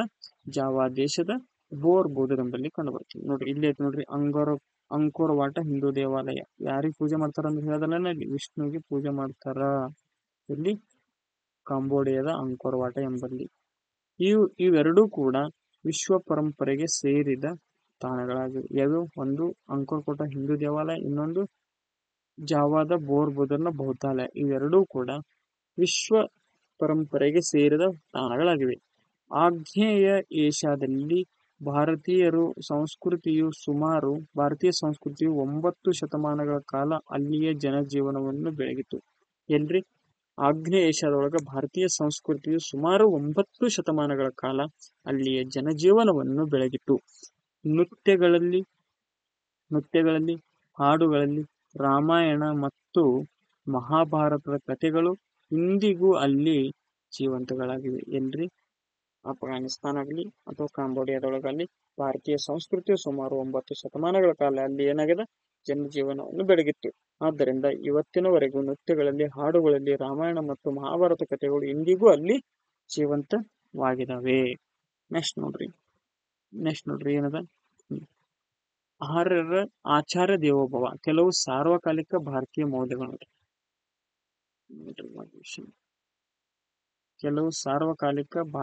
ಮೌಲ್ಯಗಳು. ಕೆಲವು ಸಾರ್ವಕಾಲಿಕ ಭಾರತೀಯ ಮೌಲ್ಯಗಳು. ಆಚಾರ್ಯ ದೇವೋಭವ. ಭಾರತದ ಪ್ರಾಚೀನ ಸಂಸ್ಕೃತಿಯಲ್ಲಿ ವಿದ್ಯೆ ವಿಕ್ರಯದ ವಸ್ತು ಆಗಿರಲಿಲ್ಲ. ಯಾವಾಗ? ಭಾರತದ ಪ್ರಾಚೀನ ಸಂಸ್ಕೃತಿಯಲ್ಲಿ ವಿದ್ಯೆ ವಿಕ್ರಯದ ವಸ್ತುವಾಗಿರಲಿಲ್ಲ. 3000 ವರ್ಷಗಳ ಹಿಂದೆ ಶಿಷ್ಯರಿಗೆ ಗುರುಗಳು ನೀಡುತ್ತಿದ್ದ ಮೌಲ್ಯಗಳು ಎಲ್ಲಾ ಕಾಲಗಳಲ್ಲಿಯೂ ಅನ್ವಯವಾಗುವಂತಹವು. 3000 ವರ್ಷಗಳ ಹಿಂದೆ ಶಿಷ್ಯರಿಗೆ ಗುರುಗಳು ನೀಡುತ್ತಿದ್ದ ಮೌಲ್ಯಗಳು ಎಲ್ಲಾ ಕಾಲಗಳಿಗೂ ಅನ್ವಯವಾಗುವಂತವು. ಸತ್ಯವನ್ನು ಹೇಳು. ನೋಡ್ರಿ, ಸತ್ಯವನ್ನೇ ಹೇಳು. ಒಂದ್ ನಿಮಿಷ ತಡ್ರಿ, ಹೈಲೈಟ್ಸ್ ಮಾಡ್ಕೊತೀನಿ. ಸತ್ಯವನ್ನು ಹೇಳು, ಧರ್ಮವನ್ನು ಪಾಲಿಸು, ಇದುವರೆಗೆ ಕಲಿತಿದ್ದರಿಂದಲೇ ತೃಪ್ತನಾಗಬೇಡ, ಗರ್ವನೂ ಪಡಬೇಡ, ತಾಯಿ, ತಂದೆ, ಆಚಾರ್ಯ ಮತ್ತು ಅತಿಥಿಗಳನ್ನು ದೇವರಂತೆ ಭಾವಿಸು. ಈ ಮೌಲ್ಯಗಳು ಇಂದಿಗೂ ನಮ್ಮ ಮುಂದಿವೆ. ಎಂಥ ಮೌಲ್ಯಗಳು ತಮ್ಮ ಶಿಷ್ಯರಿಗೆ ಗುರುಗಳು ನೀಡಿದ್ರು ಅಂದ್ರ ಸತ್ಯವನ್ನೇ ಹೇಳ್ಬೇಕು, ಧರ್ಮವನ್ನು ಪಾಲಿಸಬೇಕು. ಸತ್ಯ ಹೇಳ್ಬೇಕು, ಧರ್ಮ ಪಾಲಿಸಬೇಕು. ಇದುವರೆಗೆ ನೀ ಏನ್ ಕಲ್ತಿರ್ತೀಯಲ್ಲ ಅದರಿಂದಲೇ ತೃಪ್ತಿ ಆಗ್ಬೇಡ. ಏನ್ ಮಾಡ್ಬೇಡ? ಅದರಿಂದಲೇ ತೃಪ್ತನಾಗಬೇಡ ಮತ್ತು ಗರ್ವವನ್ನು ಪಡಬೇಡ. ತಾಯಿಯಾಗ್ಲಿ, ತಂದೆಯಾಗ್ಲಿ ಮತ್ತು ಆಚಾರ್ಯ ಮತ್ತು ಅತಿಥಿಗಳನ್ನು ದೇವರಂತೆ ಭಾವಿಸು. ತಂದೆ ತಾಯಿ, ಆಚಾರ್ಯ ಮತ್ತು ಅತಿಥಿಗಳನ್ನು ಯಾವ ತರ ಭಾವಿಸು? ದೇವರಂತೆ ಭಾವಿಸು ಎಂದು ತಮ್ಮ ಗುರುಗಳು ತಮ್ಮ ಶಿಷ್ಯರಿಗೆ ನೀಡುತ್ತಿದ್ದ ಮೌಲ್ಯಗಳು ಇಂದಿಗೂ ನಮ್ಮ ಕಣ್ಮುಂದೆ ಕಂಡು ಬರ್ತಾವೆ. ಅಹಿಂಸೆ, ಪ್ರಮುಖವಾಗಿ ಅಹಿಂಸೆ. ನೋಡ್ರಿ, ಒಂದ್ ನಿಮಿಷ ತಡ್ರಿ. ಅಹಿಂಸೆ.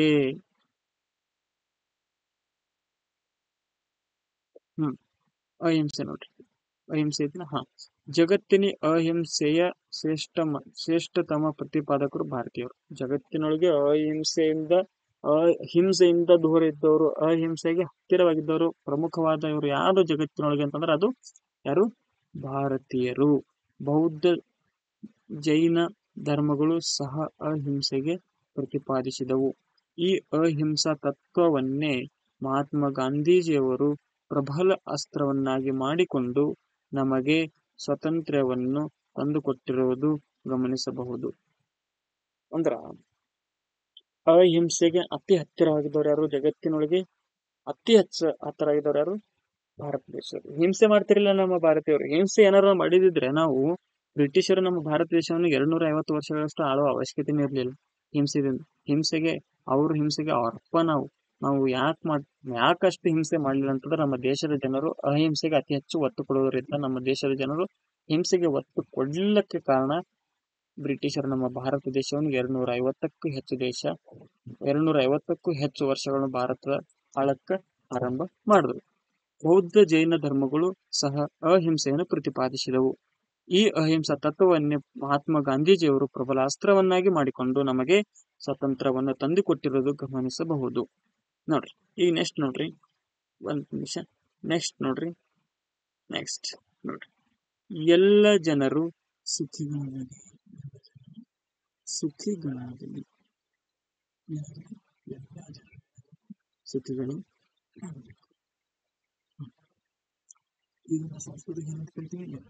ಸುಖಗಳಾಗ್ಬೇಕು ಅಂದ್ರ ಸರ್ವೇ ಜನಃ ಸುಖಿನೋ ಭವಂತು. ಇದು ನಮ್ಮ ಪ್ರಾಚೀನರ ಒಂದು ಉದಾತ್ತ ಮೌಲ್ಯವಾಗಿದೆ. ವಸುದೈವ ಕುಟುಂಬಕಂ, ವಸುದೈವ ಕುಟುಂಬಕಂ. ನಾವು ಭಾರತ ದೇಶ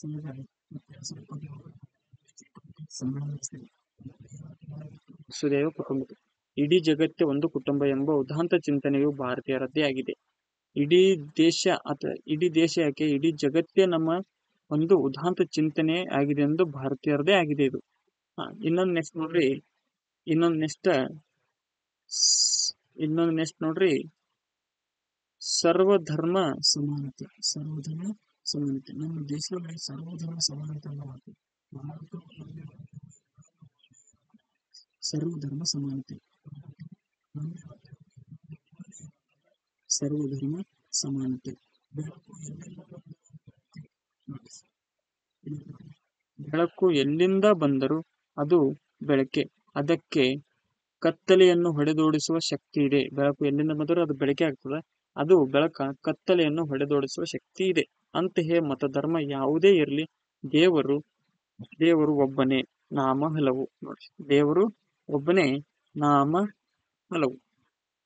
ಇದು ನಾವು ಹೈಸ್ಕೂಲ್ ಒಳಗಿದ್ದ ಕಾರಣ ಇದನ್ನ ಸ್ಲೋಗನ್ನ ಕೇಳಿರ್ತೀವಿ. ನಾವು ಏನು ಕೇಳ್ತೀವಿ, ಏನಂತ ಕೇಳ್ತೀವಿ? ದೇವರು ಒಬ್ಬನೇ, ನಾಮ ಹಲವು ಎಂಬುದು ವೇದವಾಕ್ಯವಾಗಿದೆ. ವೇದವಾಕ್ಯ ಮೇಲೆ ಉಲ್ಲೇಖಿಸಿದ ಎಲ್ಲಾ ಮೌಲ್ಯಗಳಿಗೂ ಭಾರತದ ಸಾಂಸ್ಕೃತಿಕ ಚಿಂತನೆಯ ಹಿರಿಮೆಗಳಾಗಿವೆ. ಇಲ್ಲಿಗೆ 2ನೇ ಅಧ್ಯಾಯ, ಸಮಾಜ ವಿಜ್ಞಾನ 6ನೇ ತರಗತಿ 2ನೇ ಅಧ್ಯಾಯ, ಹೆಮ್ಮೆ ನಮ್ಮ ಭಾರತ ಅಥವಾ ಭಾರತ ನಮ್ಮ ಹೆಮ್ಮೆ ಎಂಬ ಚಾಪ್ಟರ್ ಏನಾಯ್ತು, ಇಲ್ಲಿಗೆ ಮುಕ್ತಾಯವಾಯಿತು. ಇದರ ಪ್ರಮುಖ ಪ್ರಶ್ನೆಗಳು ನೋಡ್ರಿ, ಗಣಿತಕ್ಕೆ ಭಾರತೀಯರ ಅನನ್ಯ ಕೊಡುಗೆ ಯಾವುದು ಅಂತಂದ್ರೆ ಪ್ರಮುಖವಾಗಿ 0 ಅಂತ ಹೇಳ್ತೀವಿ. ನೋಡ್ರಿ, 0 ಅಂತ ನೋಡ್ತೀವಿ. ಇನ್ನಿತರ ಈ ಪುಸ್ತಕ ಬಿಟ್ಟು ಇನ್ನ ಹೇಳ್ಬೇಕಂತಂದ್ರ ಪೈ ಬೆಲೆ, ಪೈ ಗೊತ್ತದ, 2 ಪೈ ಬೆಲೆ 2² ಇವು ಗೊತ್ತಲ್ಲ ನಿಮ್ಗೆ. ಇದು ಇದ್ರೊಳಗೆ ಬರ್ತಿರ್ತಾವ, ಗಣಿತ ಬರ್ತಾರ. ಈ ಪೈ ಅನ್ನೋದು ಗೊತ್ತಾ ನಿಮ್ಗ? ಈ ಪೈ, ಸರ್ ಒಂದ್ ನಿಮಿಷ ತಡ್ರಿ. ಈ ಪೈ ಅನ್ನು ಮೊದಲ ಬಾರಿಗೆ ಗುರುತಿಸಿದ ಭಾರತೀಯರ ದಶಮಾಂಶ ಪದ್ಧತಿ. 1957 ನಮ್ಮ ಭಾರತ ಅಳವಡಿಸ್ಕೊಳ್ತಾರೆ ದಶಮಾಂಶ ಪದ್ಧತಿ. ಇದು ಕೂಡ ನಮ್ಮ ಭಾರತ ದೇಶದವರು ತಂದರು. ಶಕುಂತಲಾ ನೋಡಿ, 1ನೇ ಕ್ವಶನ್ ಇತ್ತು, ಗಣಿತಕ್ಕೆ ಭಾರತೀಯರ ಅನನ್ಯ ಕೊಡುಗೆ 0. ಶಕುಂತಲಾ ಸಂಸ್ಕೃತ ಕೃತಿಯನ್ನು ಇಂಗ್ಲಿಷ್ಗೆ ಅನುವಾದಿಸಿದ ಯಾರು? William Jones. ಇವರು 1784 ಏಷ್ಯಾಟಿಕ್ ಸೊಸೈಟಿ ಮಾಡಿದ್ರು. ಇದನ್ನೇ 1832 ಏಷ್ಯಾಟಿಕ್ ಸೊಸೈಟಿ ಆಫ್ ಬೆಂಗಾಲ್ ಅಂತ ಮಾಡಿದ್ರು. ಈ ಸಂಸ್ಥೆಗೆ ಶಕುಂತಲೆ ಎಂಬ ನಾಟಕವನ್ನು ಸಂಸ್ಕೃತದಿಂದ ಇಂಗ್ಲಿಷಿಗೆ ಅನುವಾದ ಮಾಡಿತು.